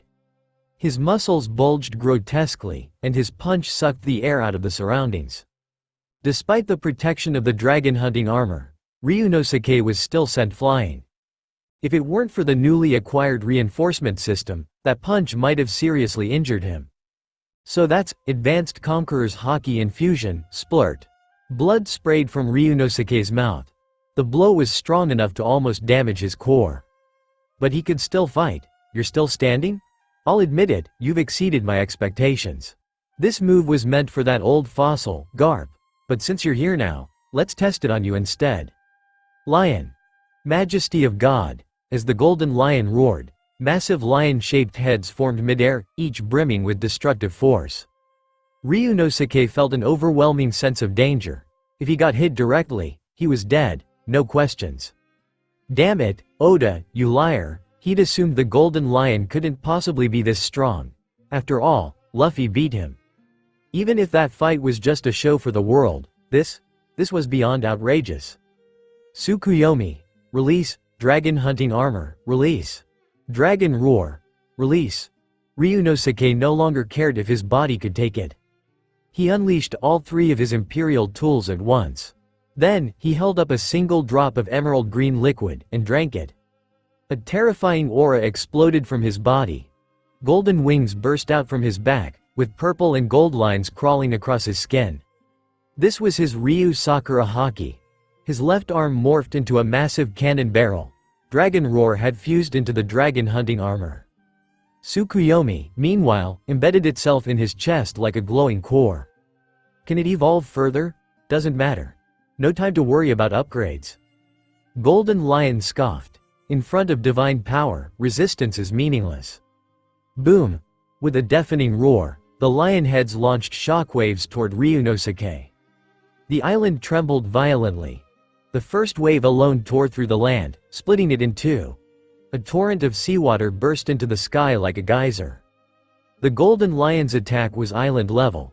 Just one hit, and everything was gone. If he'd used that on Marineford, who could have stopped it? Not Sengoku in his great Buddha form. Not Garp. Maybe not even Whitebeard. Turns out, the golden lion had been hiding his true strength all along. Even lost to Luffy on purpose. All just to catch the Navy off guard later. But now, Ryunosuke had forced his hand early. The Dragon Hunter pirates are strong, but they're done now, right? I dunno, I still think Ryunosuke is hot. Seriously? You're thirsting in the middle of this insane fight? My money's on Golden Lion. That attack was insane. Don't count the Dragon Hunters out yet. Haven't they pulled off crazier miracles? Hell yeah. Dragon Hunter pirates all the way. Thanks to Morgan's coverage, the battle was being broadcast across the world. Even in major cities and the capital, people watched in awe. And the Dragon Hunter pirates' reputation? Skyrocketing? Is this the Golden Lion's hidden strength? Sengoku, what do you think?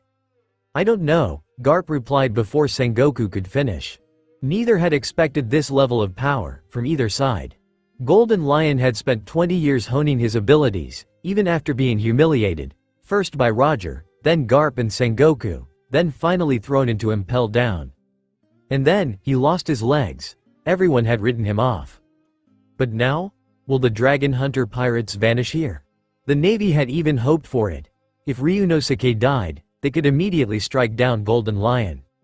And Whitebeard would be forced to retaliate due to his alliance with the Dragon Hunters. They'd eliminate both pirate crews in one go. Perfect scenario. Too bad Ryunosuke wasn't playing along. He reappeared, right in front of the Golden Lion. So this is your strongest move? Chuckle, thanks for that? Ryunosuke flashed behind the stunned Golden Lion. His cannon arm was already aimed. The last attack had done more than just push him.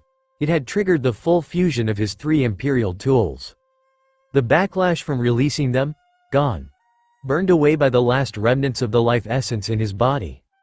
Every drop of that life essence had been ignited. Now, he was complete. Speed, strength, agility. All his basic attributes had soared. What? No, no way. How did you survive that? That was an advanced Haki infusion, combined with my devil fruit. Boom. The artillery blast cut him off, swallowing him whole. Space warped. Newsbirds scattered in panic. Their broadcast gear melted from the shockwave. Some were even obliterated on the spot. The already fractured island? Gone. Not even a pebble left behind. Everyone stood up, stunned. Oh, hell no, Doflamingo flinched. Even through his sunglasses, his eyes twitched.